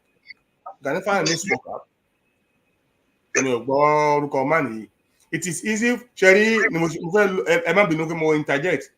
Mo fẹ́ lo àkókò yìí láti sọ fún àwọn ọmọ Yorùbá níbikíbi tó wù ká wà lónìí. Yes, you know, we're seeing all these things. If we don't speak up, we are also complicit. One wise man also said, only the world will not be destroyed by evildoers. This world will be destroyed by people who are not the evildoers, but who refuse to say something about the evildoers. I'm I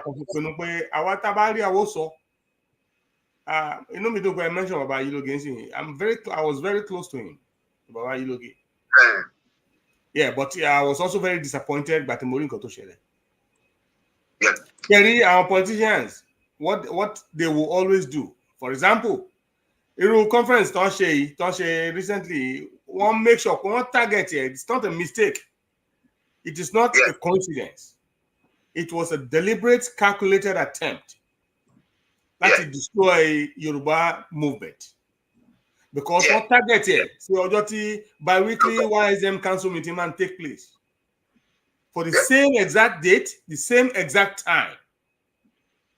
That's to tell you where this is. And then if you are an apostle, if you believe in what we were singing 2 years, and you were leading and championing that cause, I do not expect you to suddenly change tune without due consultation with the leadership, the current leadership of that movement. You know, that shouldn't be allowed. That you understand? I would do that against it. You get? But no Lord you why. And to bat for all long it to funny, could you put long it to let the baby thing go. And to bat the boju and could you find your ball also. But we cannot be saying one thing from one side of our mouth and then saying another thing to the other. When we tell Yorubas and we raise funds, you put your credibility on the line and asking Yorubas to donate to the cause that they believe in. They believe you and they put hands into their pockets, hard-earned money, and to contribute to that effort. Only for you to turn around and say, when you know the facts are still on the ground. Why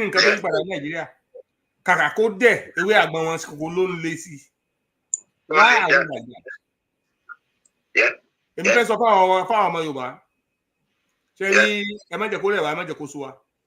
and Baba Lokalo, when Tegun Batin Leni, Kamashi Duro, Tori, Bushing Rai, Benan, but you know, situation later one way. Own Katimo Kodito advantage. Temifeka ọmọ Yorùbá máa kíyèsí lẹ́ẹ̀kọ̀ọ̀kan ni pé Ọlọ́run tó dá gbogbo ayé gan, Ọlọ́run tá gbàgbọ́, Ọlọ́run tí gbogbo wa gbọ́ táwọn èèyàn gbàgbọ́. For example, Ọlọ́run tẹ́mi gbàgbọ́ yìí. Nínú tó bá fẹ́ ṣe nǹkan, he will use people that are knowledgeable or make you to pass through the examples of the things he wants you to be able to solve. For example, Moses, Ngatabi, ó make sure pé inú ilé Fáráò ló ti lọ dàgbà. Kí Mósè tó jáde kó tó pààyàn tó sá lọ, kọ́lọ́run tó wá pàdé ẹ̀ kó tó wá ní kó padà sí Egypt kó lọ gba àwọn èèyàn kalẹ̀. But when Moses was in the palace of Pharaoh, ó rí gbogbo dantan pa, gbogbo agbára wọn pátápátá, he was also part of them. Tọ́jọ́ ń rúbọ tó ṣe ń ṣe gbogbo ẹ̀. Tọ́jọ́ ń pidán. If Moses doesn't have the knowledge, he will not be well equipped to come and fight and free Israel. The same thing Baba Akitoye. He's a professor of history. History, professor of history. And then he was able to see. And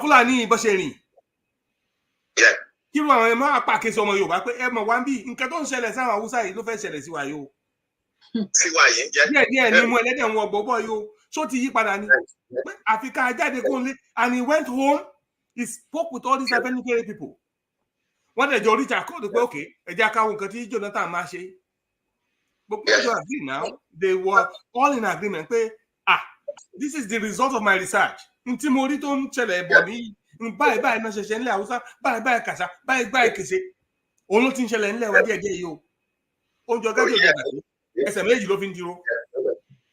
Yeah. And then the Yoruba decided, you know what? The only way we can get out of this, especially because they knew our British were behind them.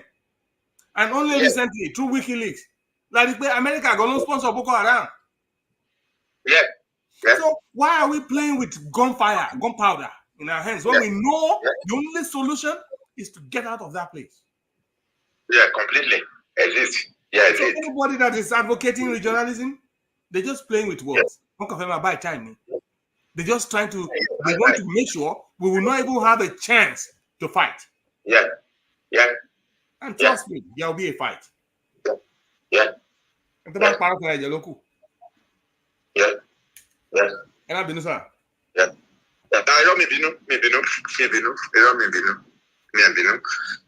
Ìyá Alábíọ́dún àwọn pé èèyàn kan pè lẹ́ẹ̀kan jẹ́ kí n jẹ́ kí n fún èèyàn láàyè kan tún sọ̀rọ̀ ṣe gbọ́ ẹ ṣe. Ẹ ṣe gan dájú ẹ tún ń pè padà o. Màá kọrin tí máa ń kọ fún yín ẹ ṣe àníwá yín sí bàbá mi. Ẹ ṣé sir, thank you so much. Ẹ ṣé sir. Dr. Michaela Show TV ẹ káàbọ̀ ẹ ṣé gidi gan ni o. Ẹ ṣé gan Dr. Mike, thank you, welcome. Dr. Shabi Talk Show, wow, ẹ kú ọjọ́ mẹ́ta o, ẹ káàbọ̀ sí orí ètò wa. Mo kí yín o, ẹ ṣé gan. So ẹ jẹ́ ká tẹ̀síwájú. Mo kí ẹnìkan náà tún join wa, ọmọ mi Kálọ Ìfẹ́, báwo ni ṣé àlàáfíà ni? Kò bá mi kílé o, that's Godson mi nìyẹn. Okay, so ẹ jẹ́ ká tẹ̀síwájú sà lórí ọ̀rọ̀ tí ẹ ń sọ lọ. Ẹni tó pè yan, ẹni tó pè ẹjọ́ ẹ lè pè padà. Mi ò rí nọ́mbà yẹn mọ́. So ẹni tó pè. Èmi kàn fẹ́ rọ àwọn èèyàn wa lẹ́yìn tán ṣe July 4th yìí. Lẹ́yìn gbàtà kí olóyè Sunday gbé okó àkóyọ Ọlọ́run. Ọlọ́run lè máa ohun tó jìyà fún wa jẹ́ pé ó tẹ̀ wá lọ́wọ́ kò ní jẹ́ lásán fún ọmọ Yorùbá lágbára Èdùmàrè lágbára Ọlọ́run àwọn ọmọ ogun. Mo dẹ̀ fẹ́ kí àwọn ọmọ Yorùbá náà ẹ má jẹ́ ká wọ́n tàn wá jẹ. Don't let us be fooled. Ṣé ló yẹ ká ṣe wa lóṣùṣù ọwọ̀ ká gbárùkù ti àwọn kan náà tá a mọ̀ gẹ́gẹ́ bí olóòótọ́ èèyàn tí wọ́n ní parọ́ fún ọmọ Yorùbá. Bàbá Akíntúndé ló máa ń sọ ó ní because àwọn time kan wà tá a ń béèrè àwọn question kan ẹ mọ̀ tó ń tí àwọn nǹkan fẹ́ mọ táìlì ẹ̀ gẹ̀ especially bàtà ọ̀rọ̀ onítìríṣẹ́ bẹ̀rẹ̀ because some of us were in the dark, we were trying to figure out what is going on. Bàbá yẹn dẹ̀ ni pé ó ní Awólọ́wọ̀ ó dáhùn gbà kan pé I will never lie to the Yoruba people, to my Yoruba people. Pé I will always tell them the truth. Mo rò pé àwọn kankan ṣẹlẹ̀ náà pé bóyá kankan tiẹ̀ gbé báyìí náà pé tó bá dẹ̀ yá máa ṣàlàyé lóní kò rí bẹ́ẹ̀. I will never tell a lie to my people. Ó bẹ́tà kó sọ òótọ́ kẹ́lẹ́ yọ sọ bẹ́ẹ̀ ṣe jọ fẹ́ rìn tó máa bá ń kó yín yọ. And then it's true before us that day. Ó ní pé bàbá Akíntúndé ní pé I will never lie to the Yorubas. Pé ọmọ mi ní mi ò dẹ̀ ní parọ́ fún yín láyé. Kí ni nǹkan tó fẹ́ ṣẹlẹ̀? And I have not seen a lie in any of his dealings working with him. Kéèyàn sọ pé Yorùbá nation pé I ní option. Wọ́n dẹ̀ ti ṣàlàyé fáwọn pípí pé based on the researches that I've done, based on the works that we have done, not only by himself, and based on the evidence that we're seeing, the facts that are available, the only solution to my Yorùbá fi ní pé tí ìrànwọ́ ní parẹ́ ni pé kí Yorùbá kúrò nínú Nàìjíríà. Let us reclaim our sovereignty and establish our own nation and have a secure border and let us live in peace with other nationalities currently in Nigeria. That's it. This way, wọn lè wá invade wa nísìnyí tó máa ń mọ̀ pé external aggression ni a jẹ́ pé one country against another. Ṣé wọn pé kò lè easy fún wọn bẹ́ẹ̀ láti ṣe nǹkan bẹ́ẹ̀. But we continue to live in this under this situation. We are making it possible for them to overrun us one time. Bàbá dem back it up with facts every year. Tó máa ní 20 kìnnìkan million ló ti sá lọ nílẹ̀ Yorùbá lónìí. Ó ti ní 30-something million tó ti jápa. And then every able body have run away from YORUBALAND. All of our children, all the mélòó tó ń lọ sóko lọ gbé tó lọ ń gbin ẹ̀gẹ́, tó lọ ń gbin iṣu, tó lọ ń gbin pákó, tó lọ ń gbin àgbàdo àbí mángòrò. Nobody. and then àwọn tó tún wà lóko náà tó tún ní àwọn tó bẹ́ẹ̀ iṣẹ́ ọwọ́ náà ti ṣe tó ń sọ pé wẹ́ kẹ́ ebi mọ́pàá tó tún lọ ń dákú déédéé wọ́n tún fi màálù jẹ oko wọn lọ. And lomi tí o lè defend àwọn eventually getting up and leaving Yorubaland, going to Ghana, some going to Benin Republic, everybody going until lè já lọ sí abroad ń já lọ sí Benin Republic.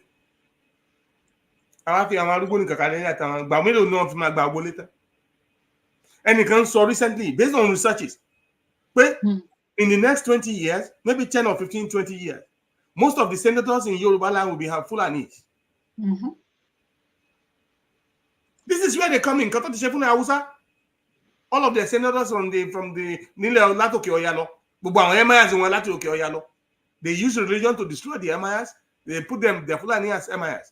Now they use their religion also to, after killing most of them, to become their political leaders. The same thing they're coming gradually to Yorubaland.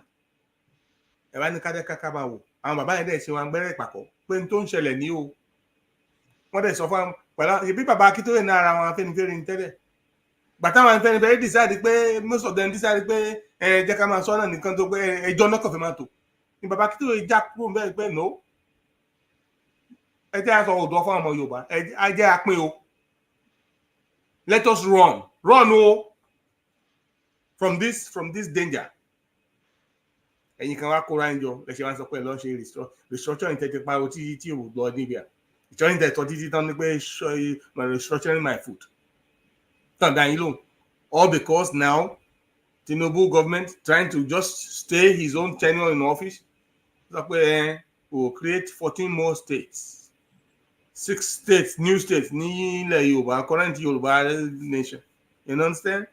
And then all of a sudden, some of these politicians are coming up because they want to become governors.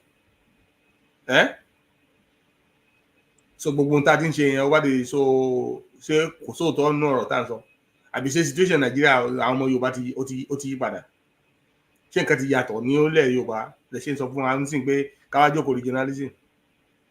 Ẹ wo bí bàbá Awólọ́wọ̀ ṣe sọ èmi náà sọ fáwọn ọ̀dọ́ tó wà ní pàápàá jùlọ àwọn tó lè máa gbọ́ wa gbogbo àwọn ọ̀dọ́ tó lè máa gbọ́ wa ìjà yìí ṣe táwọn àgbàlagbà iná Ọlọ́run mo fi ṣe ẹ̀rí nígbà tó bá tásìkò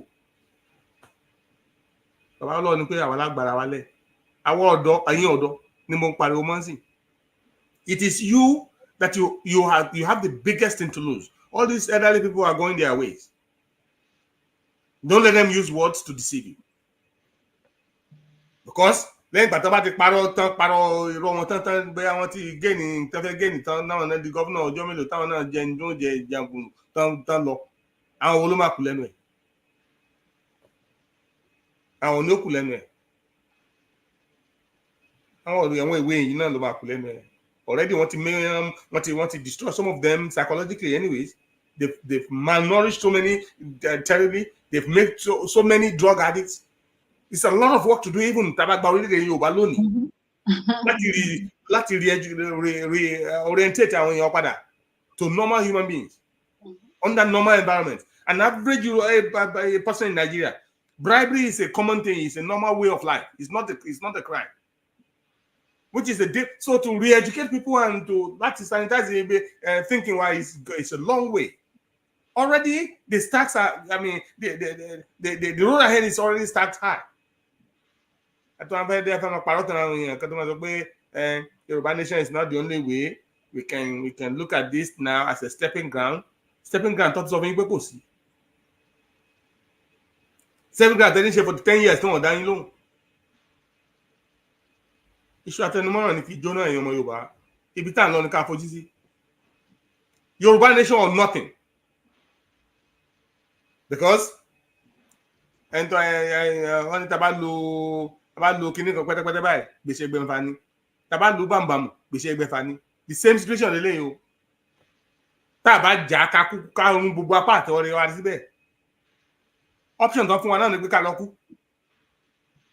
That's the only option Nigeria is giving Yoruba at this point. Nǹkan táwọn Fúlàní ń sọ fún wa ní pé gbogbo ń tá bá fẹ́ àwọn wọ́n fẹ́ gba ìní wa níṣẹ́. Bóyá ẹ fẹ́ kú ni o ẹ lọ kú. Bẹ́ẹ̀ dẹ̀ kú ẹ mọ́ kú ẹ̀yin lẹ mọ̀. Tẹ́ bá ti lè ṣe irú lábẹ́ wa. Níye ẹ̀yin tó bá kú. Is that the option we can live with? I said no. I beg to differ. That's not the option we're going to live with. Pátápátá àwọn bàbá ló máa ń parí pé pátápátá la máa ń fojú kùnàkùnà náà ń dẹ́tẹ̀. Tó yí wá fọ́jú ò bá fọ́tàn ìjà ló máa ń dálẹ̀. Kó kú gbogbo tó bá kó data kó diṣu atayanyan. And so we should not be talking with two mouths, with two barrel gun, like a two barrel gun. Even two barrel gun fired in the same direction. Ìbọn lẹ́nu méjì. Ibì kan náà ló ń lé ọ̀tá wọn lọ. Káwọn èèyàn wa tó máa sọ̀rọ̀ lọ sí ọ̀nà Kanji, wọ́n ti sọ̀rọ̀ sọ́nà Kàfàǹṣà. Ẹ ṣé bá. Wow, gbogbo lé ẹ bá mi gbogbo sàlẹ̀ méje fún bàbá mi ẹ̀gbọ́n mi Dr. Moses Abiodun Ojo ẹ ṣé gan ni. Lẹ́ẹ̀kan sí Dr. Shabi ẹ kú iṣẹ́ o kò ní rẹ̀ yín. Dr. Maikola ẹ kú iṣẹ́ o kò ní rẹ̀ yín náà lágbára lọ́wọ́ Ọlọ́run o. Ọlọ́run máa bá mi dìrẹ́ àti ọ̀nà gbogbo yín mú ẹ ṣé gan ni. Bàbá wa Ọlá Akínyẹmí ẹ káàbọ̀ sí orí ètò ẹ ṣé gan ni. Wow. Ètò yìí ètò tó rinlẹ̀ ni tí ó mú ọgbọ́n dání, ètò ọlọ́pọlọ ni. Ọpọlọ tí Ọlọ́run jogún fún yín bàbá mi kò ní bàjẹ́, ó túbọ̀ máa lé sí ni. Ẹ máa dàgbà nínú ọgbọ́n ìmọ̀ àti òye ni lágbára lọ́wọ́ Ọlọ́run. Ó jẹ́ nǹkan tẹ́ ń sọ yìí, ó jẹ́ nǹkan tí gẹ́gẹ́ bí ọmọ Yorùbá, gbogbo ẹni tó bá jẹ́ ọmọ Yorùbá àtàtà tí kì í ṣe pé ó kàn fi ẹnu jẹ Yorùbá ni. Ó jẹ́ nǹkan tó yẹ ká lọ ronú sí, ọ̀rọ̀ ìjìnlẹ̀, ọ̀rọ̀ ìṣítí ni, ọ̀rọ̀ sunukun. Ọlọ́run mọ̀ ń gbọ́ torí pé tá a bá kíyèsára, ẹ wo gbogbo ojoojúmọ́ àwọn èèyàn kúrò nílẹ̀ Yorùbá. Àwọn ọmọ Yorùbá ló kan èmi o. Wọ́n kúrò ní ibẹ̀ gíragíra. Àwọn Ìgbò àtàwọn Fúlàní, àwọn ni wọ́n ra ilẹ̀ Yorùbá lọ́wọ́lọ́wọ́ báyìí. Ṣé rí pé ó léwu? Ìjáfara léwu lọ́pọ̀lọpọ̀. Tá a bá ṣọ́ra, ṣé àwọn ọmọ tí ẹ̀yin àti èmi ń bí sí ìdálẹ̀, ẹ sọ fún mi, àwọn ọmọ tí ò mọ nǹkan kan. Ọ̀pọ̀lọpọ̀ tó bímọ sí ìdálẹ̀ wọn ò tẹ ìmí ò dé ìlú wọn rí, wọn ò mú àwọn ọmọ yẹn dé, wọn ò ní, wọ́n fẹ́ kó wọn lọ ṣùgbọ́n bí ìlú ṣe rí. So ṣé àwọn ọmọ yẹn ni wọ́n máa lọ jà? Kí ni wọ́n mọ̀? Nothing.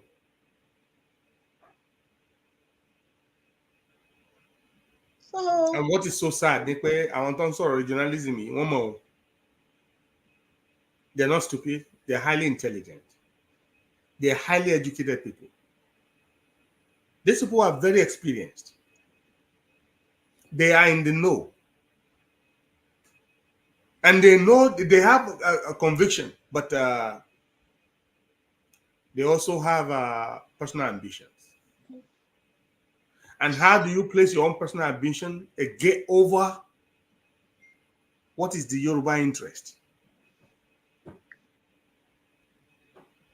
Báwo la ṣe fẹ́ fi ìfẹ́ tara wa ká ṣe fi pa ìfẹ́ orílẹ̀-èdè wa? That's not right. To me, that's totally that's very, very unpatriotic. Kò yẹ ká máa ṣe àwọn ọlọ́run bẹ́ẹ̀ ká sì máa dára dúró. Irú gbogbo wa la condemn onítìrí. La condemn ìwà tó ń hù àtàwọn nǹkan tó ń ṣe. Ṣé káwọn náà tó wá sọ pé onítìrí 2.0 ni wá ni? Àbí onítìrí on steroids? So it's okay to condemn when it's convenient, and then when it's not convenient, we should be allowed to do our own thing. Ẹ jẹ́ káwọn ọmọ ìwà kàrò dáadáa. Ló fi jẹ́ pé gbogbo bí tẹ́ bá ti ń rí ìwà bàjẹ́ tàbí tẹ́ bá ti ń rí àìṣòtítọ́ kan tàbí àìlódodo kan, mo sì fẹ́ pàkíyèsí wa sí i. Ṣé rí àwọn èèyàn yìí? Wọ́n ní ẹnu dùn jù yọ̀ ló pọ̀ jù nínú àwọn èèyàn o. Tán bá sọ̀rọ̀ adé àbíkẹ́ máa pọ́n wọn létè lání. Ẹni tí ó mú yàn lẹ́rú, mo dẹ̀ fẹ́ ṣàkíyèsí, ẹ lọ wo gbogbo àwọn tó ń ṣe mega churches káàkiri, tó ń fi ẹ̀sìn tó fi ń kó àwọn èèyàn nígbèkùn. Gbogbo àwọn tó ń ṣe àáfàá olókìkí ńláńlá. Ẹ rí pé ọ̀rọ̀ náà ló ń lò. These are orators. They are very good. They are very crafty when it comes to the creation of words. Ẹni tí ò bá ṣọ́ra, ìbéèrè ṣe ni pé ẹni tó dúró kó ṣọ́ra kó má bàa ṣubú. If you don't know what you believe, they will convince you that green is blue. That's how good they are with words. Tẹ́lẹ̀ mi bá gbé kalẹ̀ ńsìn, tó bá gbé argument ẹ̀ kalẹ̀, ẹ máa rò pé sense wà nínú nǹkan tó ń sọ yẹn. Ẹ má gọra yín, ẹ̀yin ọmọ Yorùbá. òtítọ́ pé méjì ẹ bá sọ ọ̀bẹ sí òkè nígbàgbà ibi pẹlẹbẹ ní mo fi lélẹ̀ ìbéèrè tẹ́ mọ̀ béèrè ni pé ṣé Fúlàní ò ní pa wá mọ́ kí ni Fúlàní ń kó bọ́n wá sórílẹ̀-èdè wa fún kí ni justice system ṣe ń allow pé kí Fúlàní máa pa wá tabari ti mú wọn kàn máa fi wọ́n lẹ̀ kí ló tó pa Dr. Aborode tí ò sí nǹkan tó ṣẹlẹ̀ kí ni à ń kó bọ́n kí ni à ń kó amọ̀tàn kí lọ bá èèyàn tó ń protest not not the law tí tó gbé constitution kan dájọ́ wa meanwhile onítìrí ṣe declaration wọn mú o ẹ wá lọ wọlé tó pé láàrin ìjọ mélòó náà lè tún kọ́ ilé tó pé gọọmenti tó pé ó ra mọ́tò $200,000 ẹlẹ́fi $200,000 ẹfi ra táyà ṣẹ̀ṣẹ̀ the same mọ́tò. You know, this is the type of people we're dealing with. These are the animals we're dealing with, and they will come with words to justify everything. And if you're not careful, you'll fall into their traps. It means don't allow them to speak. Once you identify them, don't allow them to even talk to you. Because they'll take you for a fool. They're calling you a fool the first time. They call you a fool the second time. They call you a fool every time.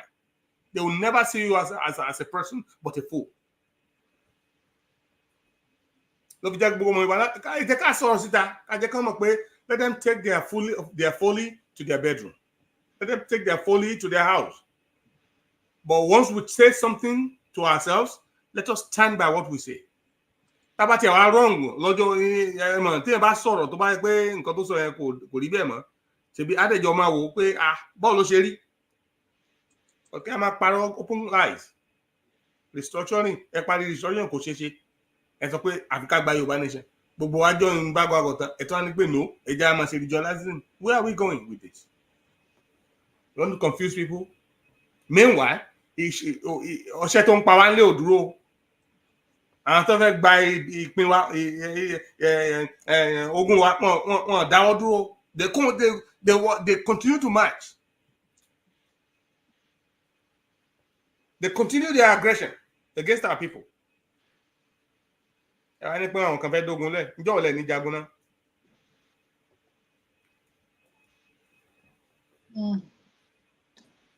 Dr. Michaela, wọ́n fìlè bẹ́ẹ̀ ṣe ń sọ̀rọ̀ yàn ẹ ṣé gan ni o Dr. Michaela. Àwọn náà comment ẹ ṣé gan. Thank you so much.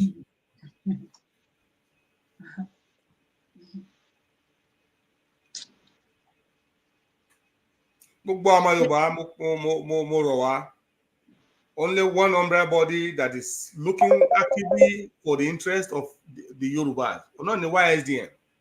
Okay. Egbe pọ̀ káàkiri, ẹgbẹ́ ọmọ Yorùbá pọ̀ káàkiri gbogbo ibi tá a bá wà. Tẹ́ bá ti rí èyí tí ò sọ òótọ́ pé ká dúró lórí pé ká gba orílẹ̀-èdè wa ni, ẹ jẹ́ ká fura sí wọn. Ẹ jẹ́ ká fura sí wọn. Ká má jẹ́ kán kó wa ní pàǹpá, má ra lọ sí oko parun. Ẹ ṣé. Ẹ ṣé gan, ẹ kú ohùn sà. Ẹ káàbọ̀ padà sórí ètò dádì mi. Yàyà alájú mo tún pè padà.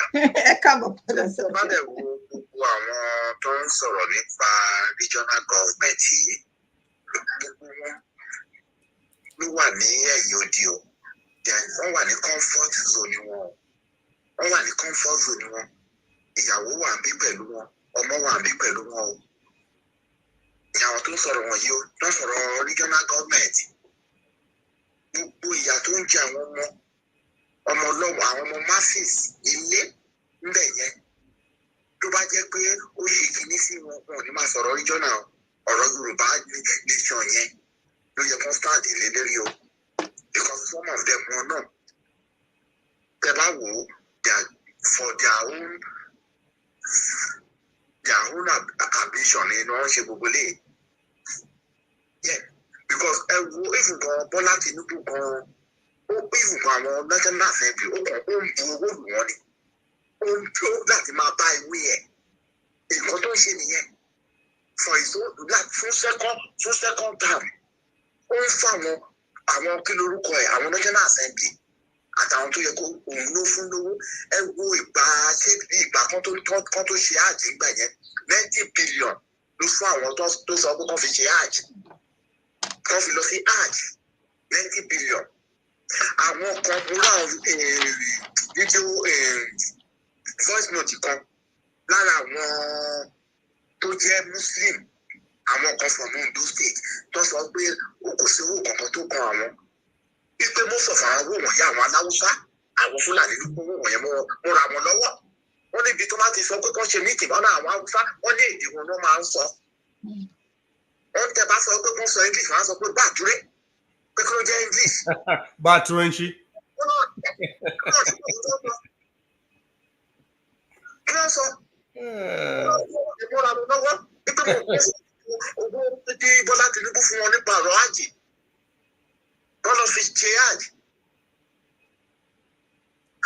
Gẹ́gẹ́ bí kìíní dẹ̀ ti sọ dọ́tọ̀ Ọbádé Màlẹ́fíà tó sọ ńgbà yẹn ó ní ìgbà agenda going on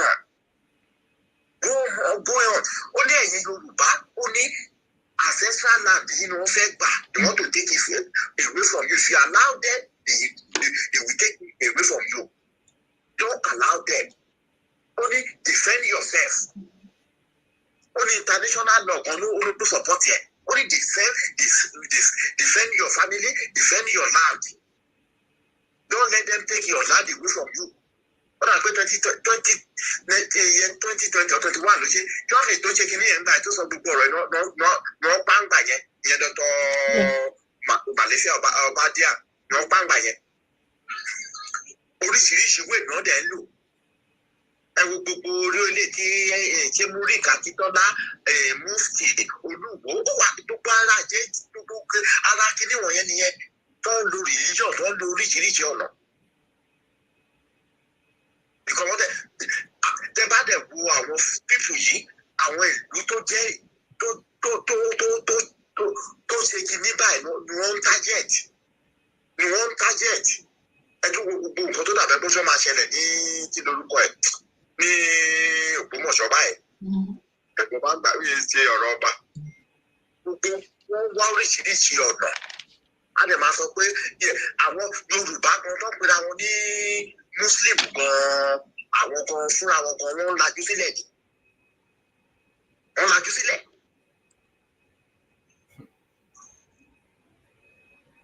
Wọ́n oríṣiríṣi ìwé ìná lò láti make sure pé wọ́n ti ní àjẹ́ndà wọ́n fulfill yẹn. Àní mo rí nǹkan kan lórí social media lẹ́yìn tó mẹ́ta ẹ̀ òtútù rẹ̀ mú mi àwọn obìnrin wọn tó ń tọrọ bá bí alákàkiri yẹn wọ́n dẹ̀ kó AK-47 bullets sínú gbogbo àwọn jàǹkọ́lì tó ń kó káàkiri yẹn ṣé ẹ máa fura sáwọn obìnrin tó ń dán ọmọ kéékèèké lọ́wọ́ pé àwọn náà lọ ń kó weapons náà lọ ń kó ammunitions fáwọn Fúlàní ẹgbẹ́ àwọn láàrin inú ìgboro wa Ọlọ́run ló mọ̀ bó ṣe dá wọn lé tán tiẹ̀ wá dá wọn dúró tẹ́kọ̀ wá ń tú gbogbo bá tú gbogbo nǹkan kó dání àsan bullet àsan òtútù dẹ̀ mú mi mọ́ ní ṣé ẹranko náà fẹ́ fi pa nínú ìgboro báyìí àwọn bullet táwọn obìnrin yìí ń kó tó ń kó káàkiri àwọn Fúlàní wọ́n ní ìmọ̀ kí nìkan táwọn èèyàn wá ń ro Fúlàní is planning in our face like this and then some of us are telling us ẹ má worry ẹ má kò ṣe bẹ́ẹ̀ yẹn we have another way out and they continue to actively work towards their end. Ẹ̀rọ ní ká dákẹ́ pé Yorùbá nation pé ìlú journalism lẹ́yìn fẹ́ ṣe èmi ò mọ̀ tún mọ́ kí bá ṣe àkàṣe. Ó yà mí lẹ́nu mo ìwé program kan tí Ọmọlúkà ṣe ní last week Ọmọlúkà ó ìsọ Àkúrẹ́ lọmọlúkà wà Àkúrẹ́ ló gbé bẹ̀yẹ Ọmọlúkà ó ní náàbà ó ní wọn lo àwọn tírọ̀kì mọ́ wọn lo kí ní àwọn tírélà mọ́ ó ní ẹlikọ́pítà ó ní wọn ìkó wọn wọlé ó ní wọn ìwọ ọ̀dọ̀ wa ó ní wọn ìwọ orí ilẹ̀ ìyẹn Ọmọlúkà ó ní ẹlikọ́pítà náà fi ń kó wọn wọlé náà ó ní bìkọ́sì wọn wípé wọn ti ká ọgbọ́n ti tírélà àti kìíní yẹn ó ní wọn ìkó wọn wọlé bí nǹkan míì the same thing ni bàbá Èkìtì náà sọ bàbá lẹ́kìtì ó ní wọ́n ń lu àwọn Fúlàní wọlé everyday tó jẹ́ pé nǹkan táwọn fojú rí ni kì í ṣe pé bóyá wọ́n kàn sọ lásán làwọn kan wá sọ̀rọ̀ regional government tó jẹ́ pé ọ̀rọ̀ Yorùbá nation mẹ́tẹ́ ẹ̀yìn tí ń sọ tẹ́lẹ̀ mo wà surprise o ó jọ mí lójú gan, ó jọ mí lójú, ó jọ mí lójú. Ẹ ṣe ìyá alájẹ máa bá Ṣóyìn lọ ṣe gan. Ok, ẹ ṣe gan sà. Ẹ jẹ́ kí n sáré kọrin fún bàbá. Bàbá o, bàbá o, bàbá o. Olúwa dábàá sí fún wa. Bàbá o, bàbá o, bàbá o. Ọlọ́run dábàá Fún wa. Ẹ ṣe gan ni. Ẹ máa pẹ́ fún wa. Alákọ̀rí o, ó ń fẹ́ lọ lẹ́gbàá lé. Ọmọ alákọ̀rí gbogbo aṣọ ti gbó mọ́ ẹ lára. Ẹ má bínú. Ok, ó wà. Mo fẹ́ sáré play fídíò kan sà láti ẹnu ọ̀dọ̀ òjíṣẹ́ Olúwa kan lórí gbogbo nǹkan tẹ́ ẹ̀ ń sọ yìí láti jẹ́ ká mọ̀ pé ewu ń bẹ lóko ló ń gẹ́. Ló ń gẹ́ gan fúnra ewu. Àdàrà fún yín sà. Ẹnìkan ló sọ fún mi. It will affect churches, it will affect mosques. Send this message to the president of Nigeria. They should act fast. Or whoever is there. They should act fast. The Spirit of the Lord is speaking. There's nothing God has said or the Spirit of the Lord have told us that has not come to pass. Except the one is being delayed because you don't want people to die. That is why we are coming out. I'm not coming out to say this because of anything, but to save life. Send this message to the president of Nigeria. There are glories that is about to be wasted. I'm saying it in the next 6 months, between now, the one that has happened is small. The kind of people I'm seeing that is going to go now, it will affect church. It will affect mosque. I repeat, it will affect church. Leaders in Christendom, act fast. I know what I'm saying. Some leaders will run away again. In Nigeria. Stylishly, some leaders in Christendom, they will travel. Stylishly. We heard that some have traveled. Well, for the gospel is okay. But stylishly, some will go. Send this message to the authority in Nigeria. I'm not coming out to cause havoc. I'm saying this to save life. But a certain time will come that I will come out and tell us a particular date. Not today. But between now and the next 6 months, I want to beg us. If you have the capacity, send this message to the residents. The destiny that is about to be wasted, the saints, the blood are crying. And the one I see, the blood I see now is very heavy. In fact, it's very heavy. It's very heavy. It's very heavy. If you are a child of God, watch. You are going out in the morning, the afternoon, the night. Watch. That's number one. Number two.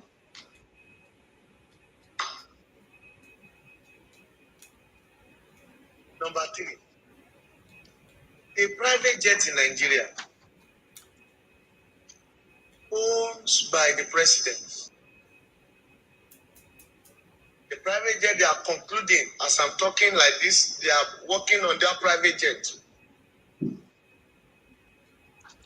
They not crash, but I see private jets being owned or being given to the presidency or president in Nigeria. And as the private jet is going on the air, and some dignities are inside that private jet. This is not just economy, private jet. And the private jet do go. Jesus. The private jet is a setup. You can say that I'm lying. I will sit down here and I'll be laughing. But my prayer is it should not happen. My prayer is if they can act fast. There's a date for it, there's a time for it. There's a private jet they have ordained down for the presidency or the president. There's some dignity inside that private jet. And they were moving with the private jet. And along the side, before they get to a particular place, and the private jet crashed. Let them walk and find out what I said. It is being revealed by the Spirit of God. There's a private jet, I repeat. It's for the, maybe they are getting it for the presidency, or they want it for, or the presidency owns it of Nigeria. That private jet, there's a setup for it. If they can work on this, it will not happen. Or if they feel like it's a child's play, no problem. That's number 3. I have no more things to say. Number 4, London, UK. Sí, Nàìjíríà ni, mẹ́ta ni. Daddy, láti fi back àwọn nǹkan tí ẹ̀ ń sọ láti àárọ̀, láti fi gbè wọ́n lẹ́yìn ni sà. Bẹ́ẹ̀ni, mo gbọ́ prediction man yẹn. Ó dìgbà yẹn náà tó bá ṣe because ọwọ́ tí mo wà yìí, I take their predictions with a grain of salt. Gbogbo la gbọ́ before the election. Àwọn kan kò ní wọlé, kò lè ṣe kíní kan, oríṣiríṣi prediction ló wáyé. You know, I mean, people is okay to ẹ̀yin ẹ lọ wo tó ní fábá gbé ọ̀pẹ̀lẹ̀ kan lè ní ìsìn tó bá sọ pé a náà lè máa bá bẹ̀ láwọn tí ì parọ́. Ṣùgbọ́n gbogbo àwọn wòlíì àwọn pásítọ̀ ọ̀rọ̀ yìí, Ọlọ́run dáríjì mi o. You know, one should not, but this is the world we live in now, where you know, one just have to be careful. Advice mi fún àwọn Yorùbá ní ká gbájúmọ́ nǹkan tá à ń ṣe. N tí ì bá ṣẹlẹ̀ nítorí olúkàkùn tanná wá ló máa tanná wá. Bàbá Bọ́lá Ahmed Tinubu àti sọ fún wọn pé n tí wọ́n ń ṣe ní ká mójútó. N tó lè ṣe because ẹ̀mí olúkálùkù gẹ́gẹ́ bí ẹ̀mí olúkálùkù gbogbo wa náà ní inú ohun wa báyìí ní ẹ̀mí wa ní ìgbéni fún ènìyàn tó fi ìgbéni fún ẹni náà tó fi èèyàn ṣe ìgbẹ́kẹ̀lé ara ẹ̀ ní ohun ẹni tí ẹ̀mí rẹ̀ gbé wà. You know, why is he wasting time? Over a year now he's in office. He should have divided Nigeria. Let us go. Tó bá gbàgbọ́ nú pé Yorùbá ò yẹ kó wà ní Nàìjíríà, ṣé ló yẹ kó ti pín wa láti the second month tó ti dé orí oyè? Let us go. Ọmọ Yorùbá tó ti pa lábẹ́ ìgbà tí wọ́n bàbá Tinubu wà ní presidency, ó ti pé how many can we count? Bọ́ọ̀ kan wọ́n níṣà ẹ̀ka tó kó wọn lọ àwọn Fúlàní lọ ń fi màlúù jẹ oko ẹ̀. Àgbẹ̀ni kò ní nǹkan mìíràn tó fẹ́ ṣe. Wọ́n dẹ̀ wá sọ fún pé àwọn kò dọ̀rí lórí oko yẹn mọ́. This is what the Fulanis are doing now. They're telling our children, our farmers, don't come back to this farmland. Ọmọ yẹn dẹ̀ padà lọ sóko. Torí pé náà gbójúlé bóyá òun gbójúlé nǹkan kan ni. Injustice àwọn ọlọ́pàá ò rí o. Pàtàwọn ọlọ́pàá nílé wọn, àwọn Fúlàní nílé yẹn kò lóko. Wọ́n sọ pé ilẹ̀ bàbá àwọn ti gbalẹ̀. You understand? Ìyẹn wá padà sóko bàbá ẹ̀ pé ogun tí ó lé òun lóko. Wọ́n ṣábọ̀ yẹn ní ṣàkúṣà ni. Tán ṣe àárín òrí ẹ̀ ṣá gbogbo apá yẹn dànù. Ọlọ́run ní òpó àmọ́ yẹn ọjọ́ kẹta náà tó rí inú igbó táwọn tó ń wá ká. Now, what type of this continues to happen to our people. And I can say restructuring. bóyá táwọn onímọ̀ yìí àwọn tán ní òye yìí tó di wọ́n pé dáadáa yìí tí wọ́n ní solutions gbogbo solution tó lè solve gbogbo ayé yìí ṣé náà bá lọ wá solution tí ikú ò ní pa ọmọ Yorùbá mọ́ nílẹ̀ Yorùbá, solution tí àwọn àgbẹ̀ wa lè dáko tí ò ní sí pé wọ́n á ń fi màlúù jẹko, solution tó yẹ pé àwọn ìyá wa lè máa lọ ọjà tí ò ní sí pé ẹnìkan lọ rèé fún, solution pé wọ́n ní máa jí wa gbé lórílẹ̀-èdè ní Ìbàdàn kan máa lọ gbé wa lọ sí Ìlọrin fún irrelevant for useless thing, kẹ́ lọ máa kidnap èèyàn ní Ìbàdàn kẹ́ni kó wa máa jẹ́jọ́ ní Ìlọrin fún ẹ̀ṣẹ̀ tí ó make ọ̀rọ̀ bailable accusations. Tell them what is going on? Our people should wake up. So èmi ò sọ pé kí wòlíì máa pèsè kọ́ máa tó bá ń parọ́ fún ọmọ Yorùbá ó kó ohun àtọ̀lọ́run rẹ̀, tó bá dẹ̀ ń pa sọ òótọ́ náà ó kó iṣẹ́ olúkálùkù kó máa tọ̀ lẹ́yìn. But my own thing to the president is this: Bàbá Bọ́lá Ahmed Tinubu, what are you still doing at this stage? Tí Fúlàní tó bá sọ yín di another statistics náà àwọn tó ti yanjú fúnra yín lẹ́fọwọ́ ara yín wà. That means by yourself.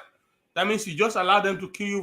So if you think you are pé mo lágbára bí ẹ̀fọ̀n, mo lágbára bí òṣàlá, you are just one person. Èmi ò mọ̀ tẹ́yìn gbójúlé o, ṣùgbọ́n you are just one person. Ẹni tó lọ bá kó yọ nìkan ló ń yọ nínú ewu. Òye yín àwọn àwọn tẹ́ ṣe wáyé gbogbo ìwò tó ń wò yín, ìwò tó ń wo àparò níbi kan fi dá láni, kò sí nǹkan méjì. And tí presidency bá fi lè kúrò pẹ́rẹ́ ní ẹ̀lẹ́ máa tó rí pé ọlọ́mọdé tìka àbámọ̀ wọnú mẹ́rin máa wọ pé bá dẹ̀ ṣe báyìí ọmọdé fẹ́ ṣe báyìí, kò sẹ́ni kankan táwa sọ story fáwa mọ́. Mo fẹ́ ṣe báyìí kíní kan lọ. Don't give us any excuse. When you were there, you should have done it. Not wasting time. Buhari will waste time. He funded the Fulani because he was the grand patron of the Fulanis out of the Fulani agenda. He funded them. Wọ́n ní owó táwọn Fulani ní ó kọjá owó tí Nàìjíríà lé ní in 10 years. Ẹ bèrè ẹja bèrè lọ́wọ́ ara wa. Gbogbo àwọn Fulani wà nùgbò wa. Wọ́n ṣiṣẹ́ wọn ṣàbọ̀ in their millions. Thousands in the forest, all of them. Àwọn olóhùn fún wọn lóúnjẹ. Àwọn olóhùn fún wọn lómi. Ibi náà ti ń lo oúnjẹ àwọn olóhùn supply wọn ní ammunition constantly. Tí owó náà fi ń ra ni. A sì dúró ká bẹ̀rẹ̀ lọ́wọ́ ara wa. Population àwọn Fúlàní tó wà ní gbogbo ilẹ̀ Yorùbá kì í ṣe kó mọ́ tó population tó wà ní city kan nílẹ̀ Yorùbá. Ṣé àti rí gọ́ọ̀mẹ̀ntì tó wá ń bọ́ gbogbo àwọn èèyàn tó wà ní city yẹn? Àwọn Fúlàní ò dákun ọ̀daràn kan o. Gbogbo nǹkan ṣe ni wọ́n fi màálù jọ kó yín káàkiri. Wọ́n dẹ̀ ń kó mọ́, wọ́n dẹ̀ ń kidnap. But somehow they're being fed. Somehow they're getting nourishment. Somehow they're getting medical care. Wọ́n dẹ̀ ń bímọ. A sì béèrè lọ́wọ́ ara wa.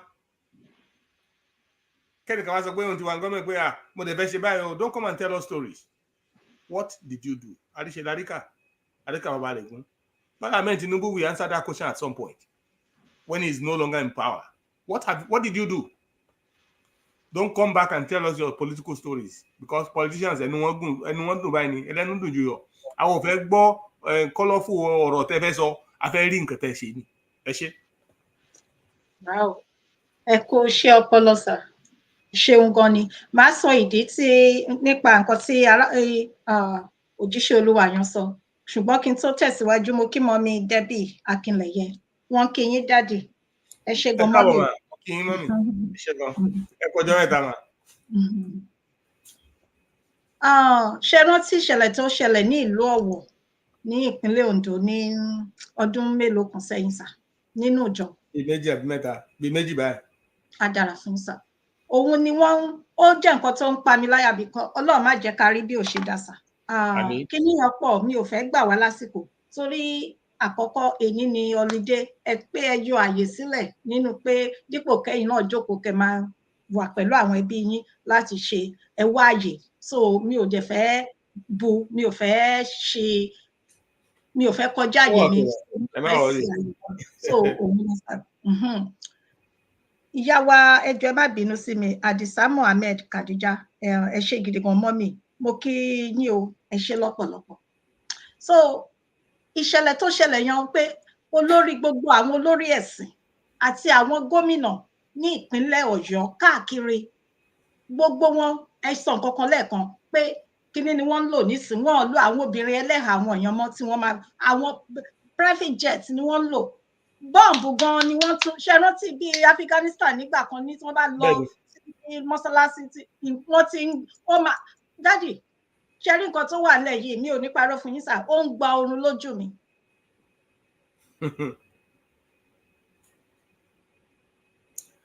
wọn ò bá wa mú léré. Fúlàní wọ́n fi bọ́ǹbù dán wa wò nìbàdàn, kò sí nǹkan tí gómìnà kankan rí ṣe sí o. How many bombs lámọ̀ tán ti gbé wá sílẹ̀ Yorùbá? Gbogbo àwọn politicians tán àánú wọn ṣe mí mẹ́, because they will be the first people táwọn pípì yẹn bá ti rí pé àwọn ti entrench tán, àwọn olórí wa yẹn náà ni wọ́n máa kọ́kọ́ fẹ́ pa, àtàwọn kábíyèsí wa gan. Kán tó wá fàbọ̀ lé àwọn tó kù. Meanwhile, gbogbo àwọn tó nífọ̀n tó lè kan dáná ti sákú, wọ́n ti jápa tán. Gbogbo àwọn tó ṣẹ́gun tó jẹ́ bí ọ̀dọ́ tán lè jápa, wọ́n ti jápa. Àwọn kọ̀ọ̀kan tán jẹ́ ọ̀dọ́ tán ṣe, wọ́n ti make sure wọ́n ti fẹ́ yanjú everybody. Ṣé ẹni tó lókun nú kọ́ ló ń lè fogun nú kọ́ náà fi ń gbé tìta ni? Tá bá yanjú àwọn orí wa tán, kí ni nǹkan tó kù? Wọ́n á force ara wọn lé wa lórí. You will be forced to do whatever they want. Ní inú ilé bàbá tiẹ̀. This is what these people are doing. Ẹ wá ní ká máa ṣe restructuring pẹ̀lú wọn.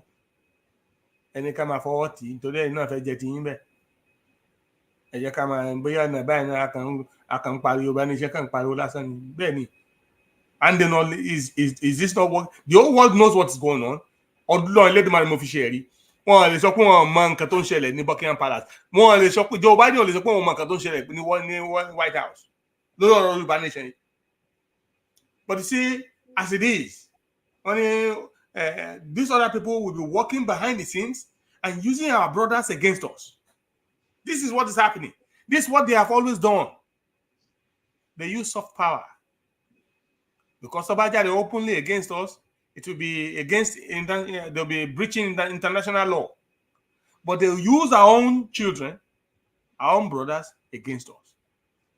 Ló ṣe ń dùn mí, àwọn tán jáde lórí ọ̀rọ̀ regionalism tán sọ. Why would you even allow your souls to be sold? Because kò sí èlé tí ó pọlọ wọn kúnú àwọn tó wà lórí kìíní ẹ̀hún. Orí wọn pé bí talájọ Ṣómólú, ó pé ju talájọ Ṣómólú lọ. And they have the facts before them. So why are we like this? That's my question. And why are we this? So if that was the option then, ṣe kúkú ti bẹ̀rẹ̀ láti bẹ̀rẹ̀ pé restructuring la fẹ́ mójútó. But Yoruba nation is not a goal. So why would people lead us for these years telling us Yoruba nation and then drop us like a hard potato? Do not tell us, oh no, regionalism. Just then, but there will be 14 more new states. I want to 14 more new states in Nigeria. So, and the Bible lost your governor now take them on Murakale. Then the good looks of those in corridors of power today. Ọlọ́run mo fi ṣe rí ọjọ́ kan náà ló máa kó power yẹn lẹ́yìn ìgbà yẹn afẹ́rí tó ròyìn tán wọn kọ̀ lágbára Èdùmàrè wọn ò ní kú wọn ní rùn. Ọmọ Yorùbá èmi advice mi ni pé ẹ má jẹ́ ká sọkún. Don't let us give in to their lies. Don't be dissuaded by any form of lies. We know the truth. Fúlàní ń pa wá. The government is no good. The government is corrupt. Probably general problem in Nigeria. The government is corrupt is a general problem for all ethnic groups. Ati Hausa, ati Igbo, ati Yoruba. Yes, that's our general problem. But Fulani power, what the heck Balewa? It's a peculiar problem to the Yorubas. Me ni wọn pa Igbo, ṣe kan gbọ́dọ̀ kan máa rí Igbo pamọ́. Igbo ní pé tá bá pa Igbo kan, àwọn pa 30 of them. Ẹni kan lọ lẹ̀ Igbo mọ́.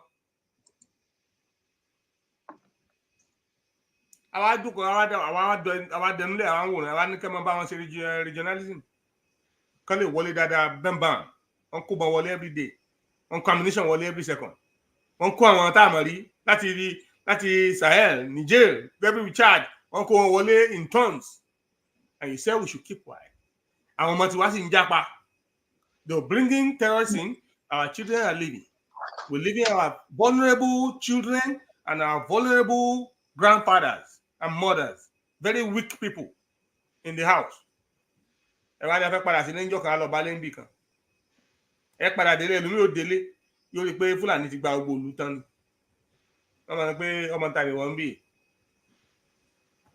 àwọn ò mọ orí o. This is what is happening and we're talking about let us continue to regionalize. That's not right. It's totally unpatriotic. It's very sad.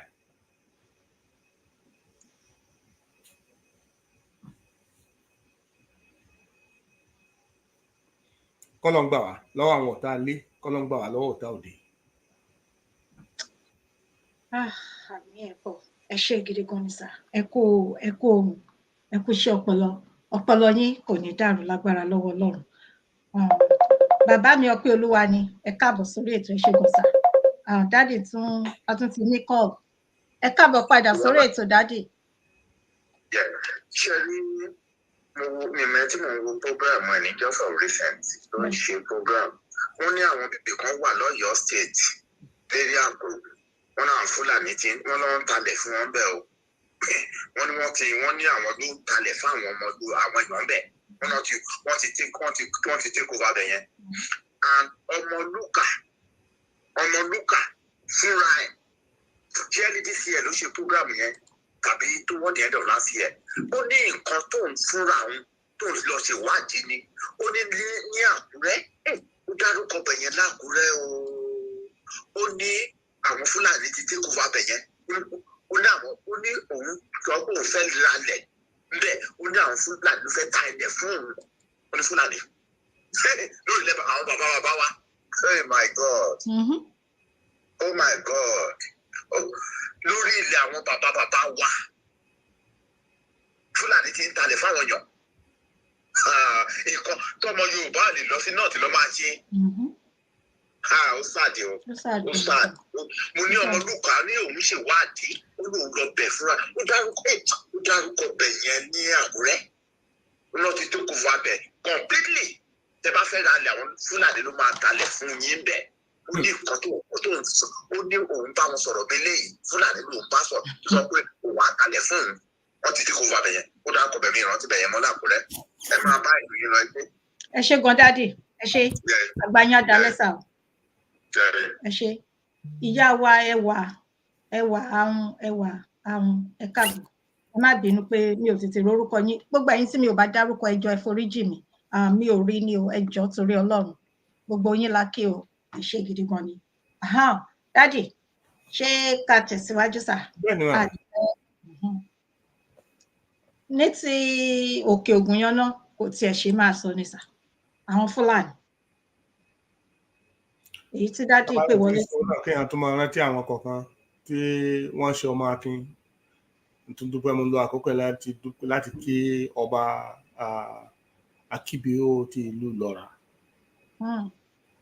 Akíbíó ti ìlú Ìlọ́ra bàbá wa kábíyèsí Stephen ní wàá rántí orúkọ wọn tó kù mọ́ olùpọ̀tìyìn láti dúpẹ́ lọ́wọ́ wọn lẹ́ẹ̀kan sí gbogbo ọmọ Yorùbá máa dúpẹ́ àpẹẹrẹ rere ni wọ́n jẹ́ adé apẹ́ lórí bàtà apẹ́ lẹ́sẹ̀ àpẹẹrẹ kan ìkẹsẹ̀.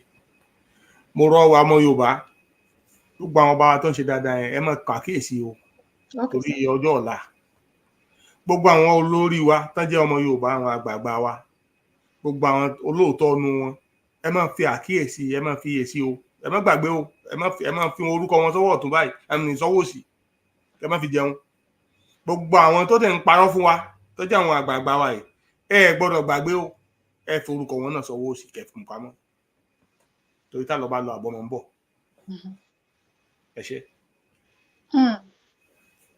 Olúwa ọ̀rọ̀ rẹ o ṣé ẹ ti gbọ́ gbogbo ẹ̀yin gbogbo àwọn ọmọ Yorùbá torí mo wà nínú ọmọ Yorùbá tó dẹ̀ fẹ́ràn ọ̀ràn mi ká tó wá máa parí ètò ká tó mú ètò tì ní wá sí parí ó kù bìkan péré láti jẹ́ kẹ́ mọ̀ wípé àní Yorùbá ìjáfara ó léwu lọ́pọ̀lọpọ̀. Mo rí nǹkan kan sà, wọ́n ní ẹ gbọ́ sẹ́yìn, mi ò mọ̀ bóyá ẹ gbọ́ nípa ẹ̀ o, wọ́n ní Nigerian Army School of Islamic of Nigeria. Ayé ìgbà kan náà máa ń sọ pé àrírú ẹ̀rí a fi ń dẹ́rù bọ ọlọ́rọ̀ ni àbí wọn rírú ẹ̀rí yẹn nígbà kan wọ́n fi máa ń but nílẹ̀ Nàìjíríà àrírú ẹ̀rí yẹn irọ́ ni ẹ̀tú dànù, anything goes. Kò lè yà mí lẹ́nu. Why are we surprised? It's a lawless country. There is no government. These people are just in power and only protecting themselves, and they are blindfolded at the agenda. This is the grand design of the British government. They're causing our people to be distracted from the main thing. Neo-colonization and the recolonization of Africa is about to start. These people, what are the instruments of confusion? They use religion. Is the biggest one out of it. The biggest, one of the biggest tools. Cousin mi ko wa lẹ́jọ́ mẹ́ta. In pẹ̀lẹ́, mo tún máa ń sọ fún wa, àwọn èèyàn tó bá rò pé bóyá mo kórìíra Muslim ni gbogbo àwọn ẹbí mi gidi. Cousin mi tó dé ibi ọmọ ló jẹ́ sí mi. Ọmọ àbúrò màmá mi ni. He is a Muslim. So in pẹ̀lẹ́ wa jáde ní area Washington DC náà wá jáde bí ẹ̀mejì bí ẹ̀mẹ́ta. Ó wá dé stage mo wá bẹ̀rẹ̀ pé Ibrahim ṣé wọ́n fún yín níbi 13 pray o. Ó ní kò ṣe ní dormitory ó ní but ní campus pé yes pé àwọn ibi kọ̀ọ̀kan wà tó convert bí class bí nǹkan kan tó ń jẹ́ káwọn ti lè ṣe prayers. Mo ní that's good. Wá sí díẹ̀ mo á pè mo ní how many mosque ló ti rí ń bì tán pariwo Allahu Akbar Allahu Akbar. Ó ní mi ò rí kankan.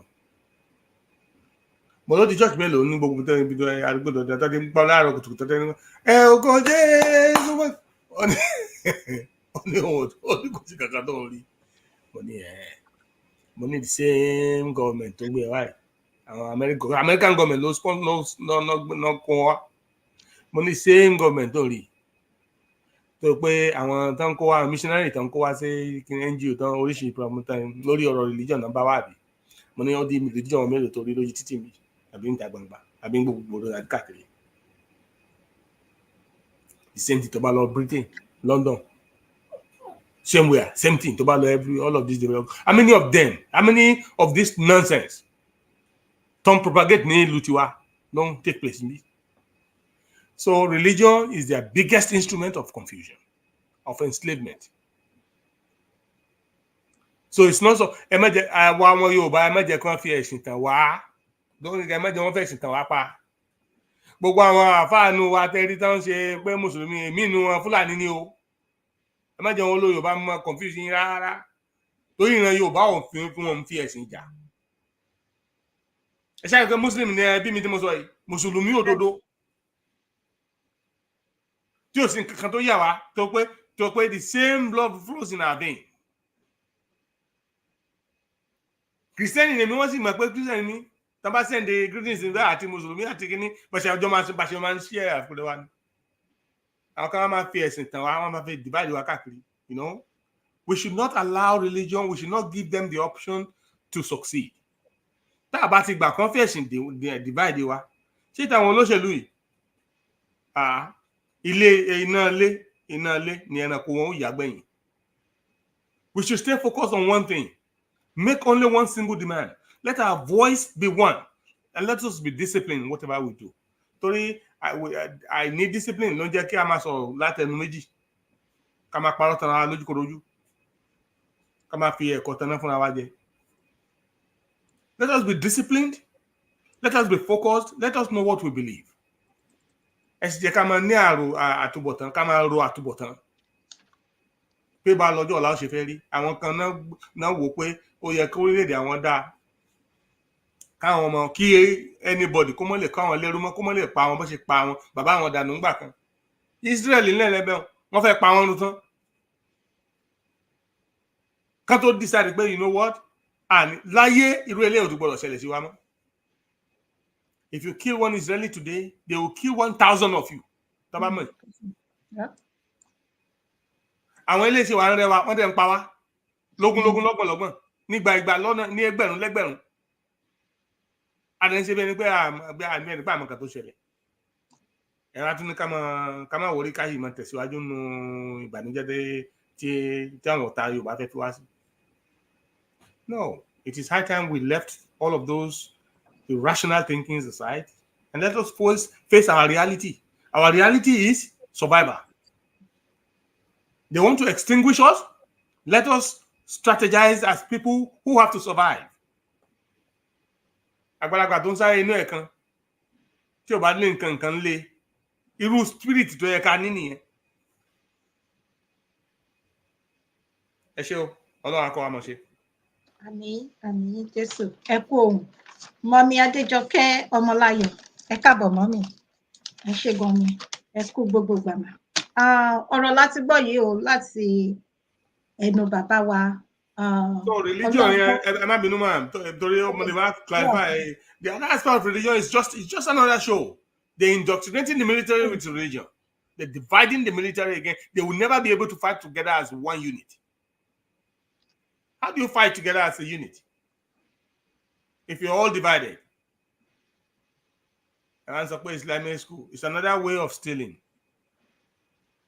Another grand plan to steal and siphon our economy and take our money out of Africa to go and develop Europe and develop other parts of the world.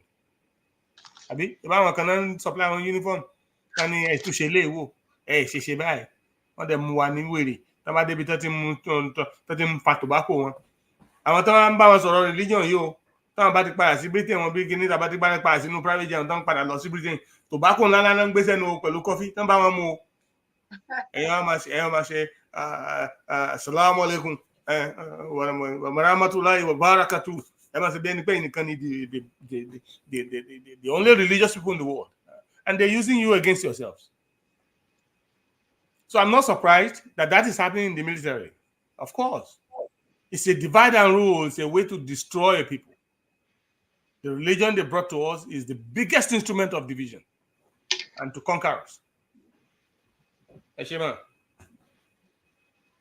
Ẹ ṣé gidi gan ni dáàdì. Ẹ kú ohùn, ẹ kú iṣẹ́ ọpọlọ, ẹ kú ìfẹ́ ìran wa. Èyí tí ṣe ìran Yorùbá.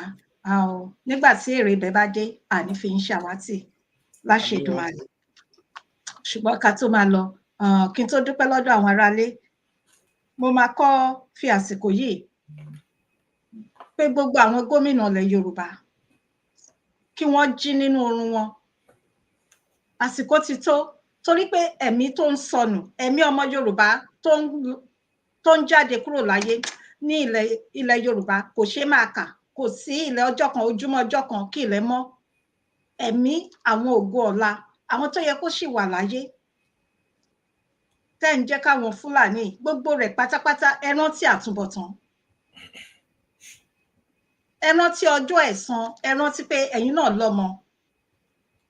Mi ò gbàdúrà ibi fún ẹnikẹ́ni, ṣùgbọ́n ó dára kéèyàn máa ro àròjinlẹ̀, kéèyàn dẹ̀ rántí àtúbọ̀tán. Ilẹ̀ Yorùbá là ń sọ, ilẹ̀ ìran Yorùbá, ẹ̀yà Yorùbá ó yàtọ̀ sí ti Fúlàní. Gbogbo ẹ̀mí tó dẹ̀ ń lọ, ẹ̀jẹ̀ tó ń lọ, gbogbo wọn ni Ọlọ́run máa bèrè ní ọwọ́ gbogbo yín ní kọ̀ọ̀kan. Ìbá dára kẹ́ lọ jókòó, kẹ́ ro àròjinlẹ̀, kẹ́ rántí ọjọ́ ọ̀la.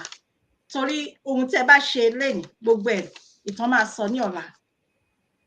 Bàbá Bọ́lá Ahmed Tinubu, èmi ń fi àsìkò yìí bẹ̀ yín torí pé bàbá lẹ jẹ́ fún mi, fún wa. Àwọn ò fẹ́ ikú ẹlẹ́ṣẹ̀ bí kò ṣe pé kó ronú pìwàdà. Kò sí nǹkan tá a fẹ́ gbà nídìí pé kíni kí ọ̀tá yín lọ. Ṣùgbọ́n àárín ewu lẹ wà.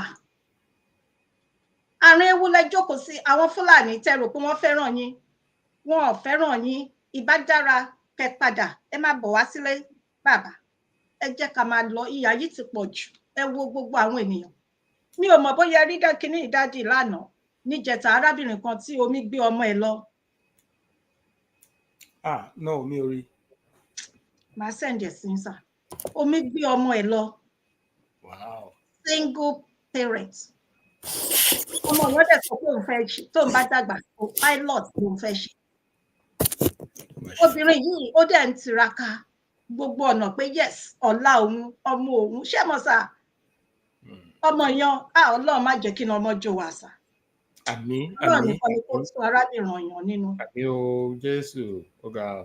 Tí n bá rí ọ̀nà tí mo lè fi gẹ̀ẹ́tì sí obìnrin Ọlọ́run ìtara bí amọ̀ kò sí ni kéèyàn dájú. Omi gbé lọ. Omi gbé lọ níbo? How? Nílẹ̀ Yorùbá ní ṣé mọ̀ pé òjò rọ̀ sà. Bẹ́ẹ̀ ni tán lọ òjò yẹn rọ̀ bí ọjọ́ méjì mẹ́ta ń sìn. Mi ò léwo kí níyàn parí mo stop ẹ̀ ni. Abiyamọ la pè é sà. Bẹ́ẹ̀ ni omi gbé lọ ó bóyá ó ń tiẹ̀ ń ti ilé ìwé bọ̀ ni mi ò ní parọ́ fún yín sà. Ẹran tí omi yalé nígbà kan ni yes omi gbé lọ sà. Wọ́n gbìyànjú ṣùgbọ́n ẹ̀pà ò boró mọ́. Ọlọ́run kó jẹ́ kí wọ́n tiẹ̀ rí òkú ọmọ yẹn. Ó ṣà ń sọ pé kí wọ́n bóun gbé ọmọ yẹn. Ó wà sad gan ni. Ìlú tó níjọba irú ẹ ṣe rí pé ẹjọ́ torí Ọlọ́run ẹ jẹ́ kó ní kálukú máa lọ ó ti tó gẹ́ Ọlọ́run mọ̀ ń gbọ́. Ẹ wo àwọn tó ṣẹlẹ̀ ẹ wo Ọ̀wọ̀ ẹ wo ṣẹlẹ̀ tó ṣẹlẹ̀ ní Ọ̀wọ̀ Ọlọ́run ò ní jẹ́ kí irú ẹ̀ tún ṣẹlẹ̀ mọ́. A ní láti kíyèsára àwọn Fúlàní ti wà káàkiri ní Òkè Ògùn wọ́n pọ̀ gan níbẹ̀ ni. Àìmọye àwọn tó wá láti àdúgbò yẹn Òkè Ògùn. Wọ́n ṣiṣẹ́ wọn ṣàbọ̀ ẹyẹ oníṣàṣù wọn wọ́n sì ń jẹ́ wọ́n mú o. Àwọn èèyàn wọn ò fura. Ẹ̀rọ ní ká máa restructure ká máa regionalize. Wọ́n kàn tún fẹ́ ká gbé yẹn dání ká mọ báyìí títí táwọn tí wọ́n fi ṣiṣẹ́ wọn tán. Ohun tí ṣẹ́rí ọ̀rọ̀ yìí sà ohun tí olóko ń fi sunkún òun làparò tí a mọ̀. Ẹ̀yin ló fi rìn. Ẹ get me sà. Nǹkan tó ń pààyàn lára ni kíní yìí sà o. Mo wíṣì kí ní agbára. Ṣùgbọ́n mo ní agbára mo ní Ọlọ́run mo jẹ́ obìnrin. Gbogbo agbára tí Ọlọ́run bá fún mi yes. Mọ́mí Yẹmí Folúkẹ́ ẹ káàbọ̀ mọ́mí ẹ ṣé gan mà. So ẹjọ́ torí Ọlọ́run ẹ̀yin ìyàwó àwọn gómìnà ẹ̀yin ìyàwó yes ẹ̀yin abiyamọ obìnrin ni yín. Abiyamọ mo wíṣì kí wọ́n lè rí obìnrin yìí bó ṣe ń sun ẹkún sà. Abiyamọ ẹ má jẹ́ kí irú ẹ̀ tún ṣẹlẹ̀ mọ́ báwo ni ò ṣe ní ṣẹlẹ̀ mọ́. So ẹ wo bó ṣe jẹ́ nìyẹn o ẹ jọ̀wọ́ tìtorí Ọlọ́run àwa Yorùbá gbogbo wa ẹ jọ̀wọ́ ẹ jẹ́ ká fi ọwọ́ sowọ́pọ̀ nǹkan tá a ṣe lè fi ṣe àṣeyọrí nìyẹn ẹ jẹ́ kí gbogbo wa ẹ jẹ́ ká fi ìmọ̀ ṣọ̀kan nǹkan tí bàbá Awólọ́wọ̀ jà fún nìyẹn nígbà tí wọ́n wà láyé bàbá ní kẹ́ má sunkún ọ̀hún ó ní kẹ́ fẹ́ràn ara yín ẹ fira yín ṣe ọ̀kan ẹ jọ̀ọ́ sórí Ọlọ́run ẹ jẹ́ ká gbàgbé àwọn Fúlàní ẹ jẹ́ ká jẹ́ kí wọ́n mọ̀ pé wọn ò ní ìran ẹ̀yàkẹ́yà ni wọ́n èmi gẹ́gẹ́ bí ẹnìkan mo sọ́rì mi ò dẹ̀ tún sọ́rì láti sọ mi ò lè stand wọn. Wọn ò fẹ́ àwa náà kò yẹ káwa náà lè stand wọn you are right náà ẹ ní ìdájí sọ́rì wọn ẹ̀yà ẹ̀. èmi ní tèmi o. Èmi kàn rọ àwa ọmọ Yorùbá gbogbo wa pátápátá àti kékeré wa àtàgbà wa ẹ jẹ́ ká fi kèéta lẹ̀ ká fi ìlara lẹ̀ ẹ jẹ́ ká wà focus on wọn ká kàn make sure pé ṣé pé kásá ti gba òmìnira ẹ̀ gbogbo tó bá wà ló yẹ kájọ fi ọwọ́ sowọ́pọ̀ èmi ò fẹ́ kí ìtàn tiwa kó di pé ìgbà tó bá tó pa á débì kan láṣẹ tó wá fẹ́ máa fi mọ̀ ṣọ̀kan because wọ́n ti pa wá tó already ṣe rí wọn pa wá ní yìí lẹ́ẹ̀kan náà bóyá kò jẹ́ káwọn èèyàn fúnra wọ́n dẹ̀ ń ṣe ẹ wo iye tó pa lọ́wọ́ ẹ wo àwọn tó pa ní gàngàn ẹ wo tó ń pa káàkiri ilẹ̀ Yorùbá káàkiri ní díẹ̀díẹ̀ léníléjì lẹ́ta ẹ wo àwọn tó ń jí gbé by now I think count to over 26,000 ọmọ Yorùbá tó ti pa àwọn pípì wọn kéèsì tá a bá wá já wọn tá a bá fẹ́ kojú wọn náà ṣe ń kó bọ́n wọlé security tán kó wọlé tán kó weapon wọlé tán kó bọ́ǹbù wọ ibi tá a mọ̀ nílẹ̀ wa we cannot pretend that we don't know what they are doing They already declared. They already said that bàbá àwọn ti sọ pé ilẹ̀ àwọn ní káwọn sì lọ gbà. Ẹ jẹ́ káwa náà gbọ́rọ̀ sáwọn bàbá tiwa lẹ́nu tó sọ fún wa pé ṣe ló lè ká lé wọn tìfìtìfì kó lórílẹ̀ ká sì kú nínú ìgbéyàwó tó fẹ́ ṣekú pa wá tán yìí.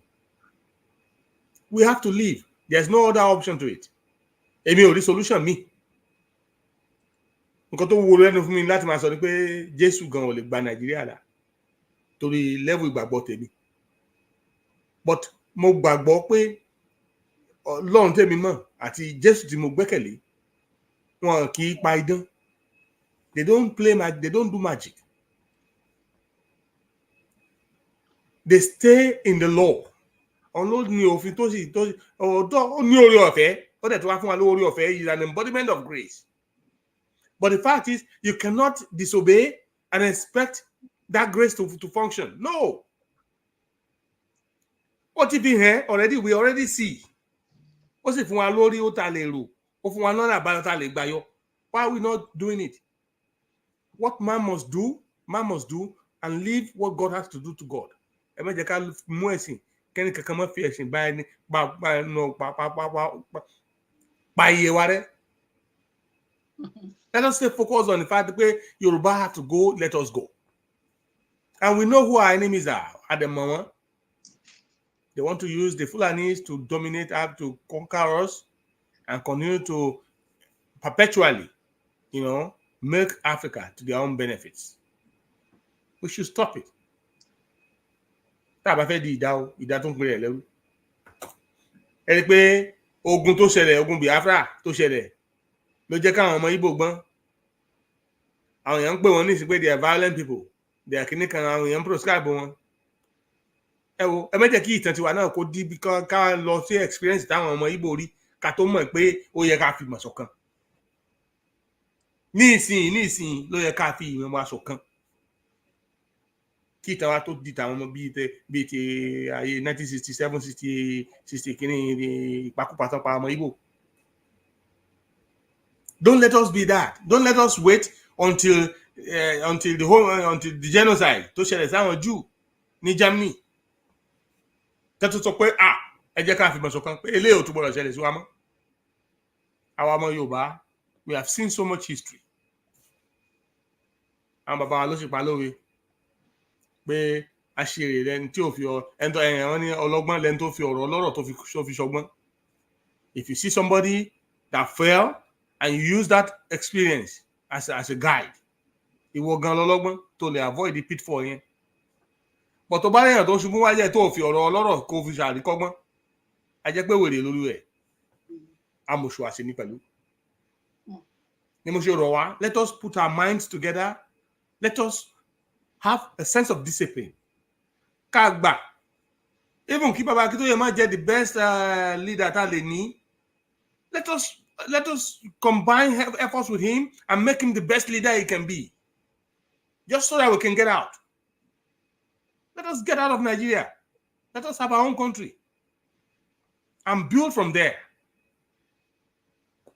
Nínú ìrìnàjò yìí, a lè má ṣẹ́ra wa. Ṣẹ̀mí bí ológun ọ̀rẹ́. Ẹ má jẹ́ ànira wa sínú too long. Just because of one thing, the goal itself of a sovereign nation is bigger than any personal interest or ego. Tẹ́nì kankan lè ní. Ẹ ṣé o. Wow.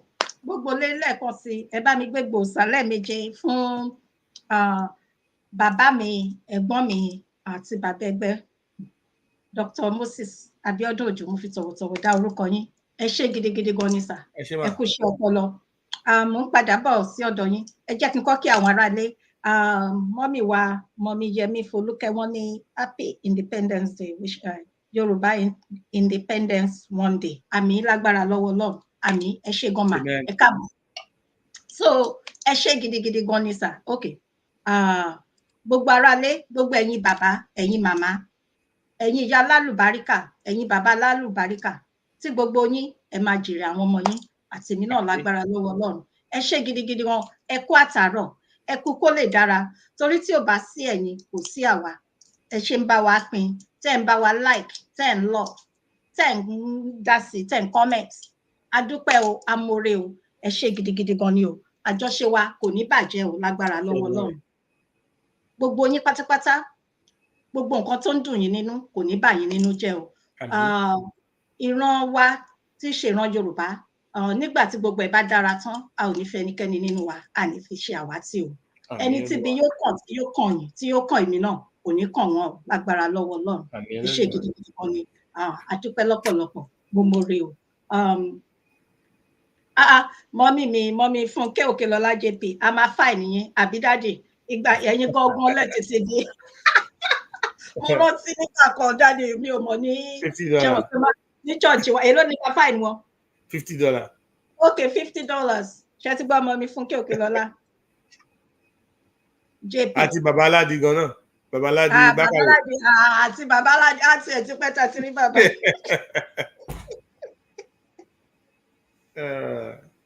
Ìyá ẹgbẹ́ tí wọ́n pẹ́ kọ́ tó wọlé, ẹ káàbọ̀ mà, ẹ kúṣẹ́. So ni mo tètè dé, mo láyọ̀ ni wọ́n máa ń sọ nígbà yẹn, mi ò mọ̀ bóyá rántí ní Baptist nígbà náà lọ́wọ́. Mọ́mì, ẹ̀yin ló wà fún. So ẹ ṣé gidi gan ni. Mo wá bọ́ sí ọ̀dọ̀ dádì mi, bàbá ẹgbẹ́, Dr. Moses Abiodun Ojo. Ẹ kú gbogbo gbàsà. Mi ò lè gbàgbé yín. Mo dúpẹ́ lọ́dọ̀ Ọlọ́run. Ṣé rí nǹkan tí mi ò lè kó sí, mi ò tiẹ̀ fẹ́ mọ̀ nǹkan náà tí bàbá Akíntóyè lè ṣe ní ọ̀dọ̀ tèmi, Olúfúnkẹ́ Ìyálájé tí mò ń sọ̀rọ̀. Oore ayérayé tí bàbá Akíntóyè ṣe mí ni wọ́n jẹ́ ká, tí ò bá sí bàbá Akíntóyè mi ò lè bá yín pàdé. Ẹ̀yin olóríire èèyàn, mi ò lè bá Dr. Michael pàdé.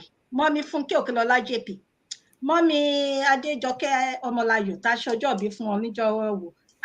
Bàbá mi Ọpẹ́ Olúwa ni ẹ wo dádì tí wọ́n ń pè wọlé yan. Iṣẹ́ ló dàbí ìpa ti mọ́ra, mi ò dẹ̀ rí wọn rí.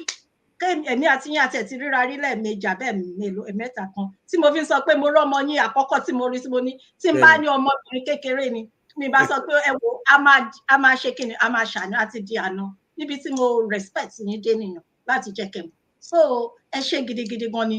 Ẹ kú àdúró tì, ojú òní tì yín lágbára lọ́wọ́ Ọlọ́run. Bẹ́ẹ̀ ṣe ń dúró tì mí ní gbogbo ìgbà, ní gbogbo ọ̀nà, Ọlọ́run máa bá mi dúró tì ìdílé yín, ó máa bá mi dúró tì àwọn ọmọ yín, gbogbo ibi tí wọ́n bá ń rìn, gbogbo ibi tí wọ́n bá ń dé lágbára lọ́wọ́ Ọlọ́run. Àánú tó ju ọjọ́ orí wọn lọ, wọ́n máa rí gbà lágbára lọ́wọ́ Ọlọ́run. Àánú tí ẹnikẹ́ni ò tí ì rí nínú ìran yín, wọ́n máa rí gbà. Ẹ ṣé lọ́pọ̀lọpọ̀, mo dúpẹ́ o. Ẹ ṣé tẹ̀ fún ojú tì mí, ojú òní tì ẹ̀yin náà o. Iṣẹ́ yín kò ní di iṣẹ́ oníṣẹ́ lágbára lọ́wọ́ Ọlọ́run. Àwọn ọmọ yín wọ́n ní di ọmọ ọlọ́mọ lágbára lọ́wọ́ Ọlọ́run. Ẹ ní ṣe wàhálà fẹ́ lòmíràn jẹ lórúkọ Jésù. Màmá àgbàlagbà tí wọ́n wà nílé, ọjọ́ alẹ́ wọn á di alẹ́ o lágbára Èdùmàrè. Ẹlẹ́yìn kò ní ṣíwájú lọ, alẹ́ wọn á dára o lágbára lọ́wọ́ Ọlọ́run. Gbogbo ẹ̀yin ẹ ṣé gidi gan, mo more, mo dúpẹ́ lọ́pọ̀lọpọ̀. Gbogbo ẹ̀yin ará ilé bákan náà, mo dúpẹ́ o, gbogbo yín pátápátá, gbogbo ibi táwọn ọmọ tí yín náà bá ń dé àti tèmi náà lápapọ̀, wọ́n máa rí àánú gbà ni o. Olórí aláàánú wọn wọn. Àwọn elénìní tó máa ń bá ìrìn àjò ọmọ jẹ́ wọn ò ní bá wọn pàdé o nínú ìrìn àjò wọn. Ella, ọ̀rẹ́ mi àtàtà, ṣẹ́túnrí, ara nǹkan tí mò ń sọ nìyẹn nípa bàbá Bánjí Akíntóyè. Ella, mi ò rí Ella rí, ṣùgbọ́n Ella ti di best friend mi, ọmọ mi ni, tó rà lè ṣe ká má sọ̀rọ̀ báyìí lèmi àti ẹ̀ 5 and 6. Ó dẹ̀ jó lóòótọ́ sí mi, kò sí ni ó máa jókòó lórí ètò ṣá, ó tún máa sọ fún grab ẹ̀ pé ṣé ẹ wo ètò Ìyálájé lẹ́nu àbẹ̀, ṣé understand, ṣé kí ló tún jù bẹ́ẹ̀ lọ. Ella, wàá débi gíga láyé, mò ń sọ ti àṣẹ Jésù Kristi pé gbogbo ibi tí wọ́n bá ń dárúkọ àwọn olóríire, wọ́n máa dárúkọ ẹ̀, wàá di ní òmọ́rùkọ àṣẹ láyé, wàá di gómìnà, wàá di dókítà, àṣẹ orílẹ̀-èdè lágbára lọ́wọ́ Ọlọ́run. Àwọn òbí ẹ̀ wọn ò ní sí lórí ẹ̀ àtàwọn ẹ̀gbọ́n ẹ̀ lágbára Ọlọ́run. Màmá tí wọ́n dẹ̀ jẹ́ grandma, wọ́n máa jẹun àti ọmọdé ọmọ wọn lágbára lọ́wọ́ Ọlọ́run. Ẹ ṣé gidi gan. Àwọn tó ń ṣe àìsàn ní àárín wa, mo gbà ládùúrà pé omi ara wọn àti ẹ̀jẹ̀ ara wọn ó máa gba ìtúsílẹ̀ lágbára lọ́wọ́ Ọlọ́run. Ẹnikẹ́ni nínú wa àṣìjẹ ní ṣe àìsàn, gbogbo ibi tí bàtà ń bá wa lẹ́sẹ̀, Ọlọ́run máa bá wa bo òróró ìtura sí. Mo àṣẹ ti àṣẹ pẹ̀lú agbára májẹ̀mú, bẹ́ẹ̀ ni ó ti rí bẹ́ẹ̀ o, ó dẹ̀ ti ṣe bẹ́ẹ̀ ni. Àṣẹ ọ̀run dẹ̀ kò yí padà. Ní orúkọ ti bàbá àti ti ọmọ ti Ọlọ́run mọ́ lórúkọ Jésù. Ẹ ṣé gidigidi. Jésù Kristi agbára àmín. Ẹ ṣé o dáàdì mi, dúpẹ́. Ọlọ́run má jẹ́ kí n lọ́ra mi lójú lọ́dọ̀ yín. Dr. Michael ẹ kò náwó, mo rí i pé ó ká wọn lára bí dáàdì ṣe bí wọ́n ṣe kí ni kò ní tán níbẹ̀ o. Ẹ ṣé gidi gan ni. Ẹ ṣé adúpẹ́, ẹ kò náwó, thank you. Ṣe lọ́pọ̀lọpọ̀. Tí gbogbo wa tí a darapọ̀ mọ́ wa lónìí, ẹ ṣeun. Lágbára Ọlọ́run, inú wa dùn, wọ́n ní adùn ló ń gbẹ̀yìn ewúro. Bẹ́ẹ̀ni. Lágbára Èdùmàrè, adùn ló máa gbẹ̀yìn ọ̀rọ̀ ọmọ Yorùbá, pàápàá jùlọ lórí ìfẹ́ wa fún orílẹ̀-èdè tiwa. A ṣe ṣe, mo gbàgbọ́ bẹ́ẹ̀. A ṣe ṣe lágbára Èdùmàrè. Ó ń ṣọmọ olókùn bẹ́ẹ̀ ni. Àní sí pẹ̀lú okùn ẹ̀ lágbára Èdùmàrè, a ṣe ṣe fún wa. A ṣe ṣe fún wa lágbára Èdùmàrè. Gbogbo ẹni tó bá wá ní pé a ò ní àṣeyege, gbẹ́wúrẹ́ bá ti bojú wẹ̀yìn, a máa fèpè félépè ni. Tábìlì bá ń bojú wẹ̀yìn, yóò máa fèpè félépè. Gbogbo ibi tó bá ti gbogbo àṣeparí ṣọ́ọ̀kù pátá, orí wọn náà ló máa dàlé lágbára Ọlọ́run. Torí ibi tán ní kí gbígbé má gbé ni gbégbé máa ń gbé, bẹ́ àwọn bàbá wa ṣe máa ń sọ. Gbogbo tẹ bá ní kí tẹ̀tẹ̀ máa tẹ̀, ibẹ̀ náà ló máa ń tẹ̀. Ẹ̀ṣọ́ lè mọ́ yẹ̀nà lágbára Ọlọ́run. Àwọn ọmọ ogun ọmọ Yorùbá máa dé, a ó là ilé, a ó là já, àárín iye là ó sì ní lágbára àwọn tó nílẹ̀, lágbára nìkan, lágbára òótọ́. Gbogbo àwọn tó bá gbìmọ̀ pọ̀ bóyá nítorí ìmọ̀tara ẹni nìkan tàbí nítorí ìfẹ́ ara wọn tàbí wọ́n lùkìmọ̀ pọ̀ láwọn ọ̀tá Yorùbá, bó bá ṣe tọ́ kọ́lọ́run kó dájọ́ wọn wájú ẹ̀. Ṣùgbọ́n ìfẹ́ Ọlọ́run fúnlẹ̀ Yorùbá pé kí ilẹ̀ Yorùbá kó gba òmìnira, ó di dandan, àfàìlà ọjọ́ ni. Tọ́jọ́ bá ti ń là, àṣẹ bẹ́ẹ̀ ni. Àwọn ò lọ lágbára Ọlọ́run. Ẹ ṣé ọmọ kí gbogbo ọ títí jọ mẹ́jọ tá ó pàdé, Ọlọ́run kó ṣọ́ wa, kó pa wá mọ́. Àmín. Ẹ ṣé gan dádì, ẹ bá mi kílé o, ẹ bá mi kí àdúrà náà àti handsome young man wa. Ẹ ṣé gan sir. Thank you. Yes sir. Gbogbo lé ẹ ṣé gan o. Ìyálájé ti dé o aláyọ̀. Fúnkẹ́ Ìyálájé ti dé, pèdèpèdè tó méde pè níwájú elédè tó gbèdè lọ́wọ́ melédè tó fi kọ́ melédè jẹ. Ìyálájé mi Fúnkẹ́ o, sọ̀rọ̀sọ̀rọ̀ tó mòye o, àfẹ́gbọ́ ẹ yàtọ̀ sáwọn gbàǹtù ẹ̀yọ̀ bàbá wọn lẹ́jẹ́.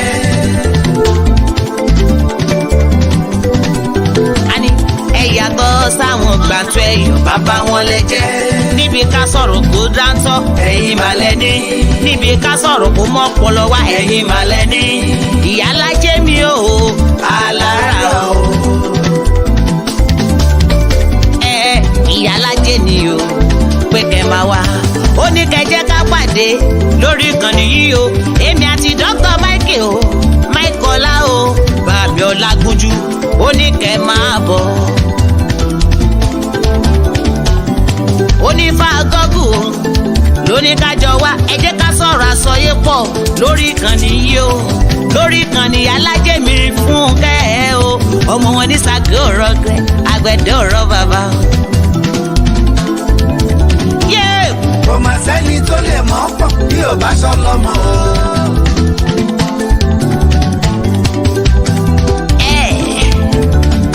Ìyálájé àti Dr. Michael, àwọn sani. Náà lè ṣe o, náà lè ṣe. Ìyálájé àti Dr. Michael, àwọn sani. Náà lè ṣe o, náà lè ṣe.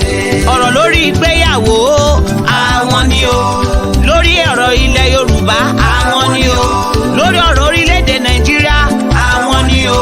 Lórí ohun tó ń trendy lágbàáyé, àwọn ni o. Ìyálájé àti Dr. Michael ló ní kẹ́ máa bọ̀. Ẹ máa bọ̀. Ẹ jẹ́ ká jó bọ̀. Ẹ̀yà ara mi ẹ jẹ́ ká bọ̀. Ẹ máa bọ̀.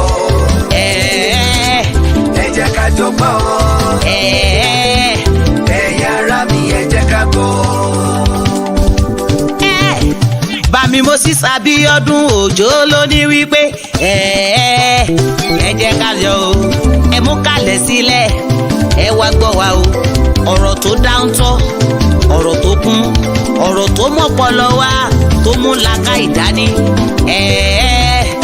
ẹ mú kalẹ̀ sílẹ̀ jẹ́ ká jọ gbọ́. Dr. Moses Abiodun ọmọ wọn ní Ìgbàjọ Òjó Òjó Òjó Òjó Òjó Òjó orílù o Òjó Òjó Òjó ọlọ́pọ̀lọ́ pípé lóní kẹ́ máa bọ̀. Ọmọ wọn ní Ìgbàjọ mo bá ròde àtàtà òun àti alájẹ o náà ṣètò yìí wọ́n ní kẹ́ ẹ̀ máa bọ̀ wá èèyàn lọ́pọ̀lọ́ pípé ká sọ̀rọ̀ kó dáńtọ́ ká dẹ̀ tún fa kó mú òkun yọ. ẹ máa bọ̀ Bọ́lá White ń ké tantan o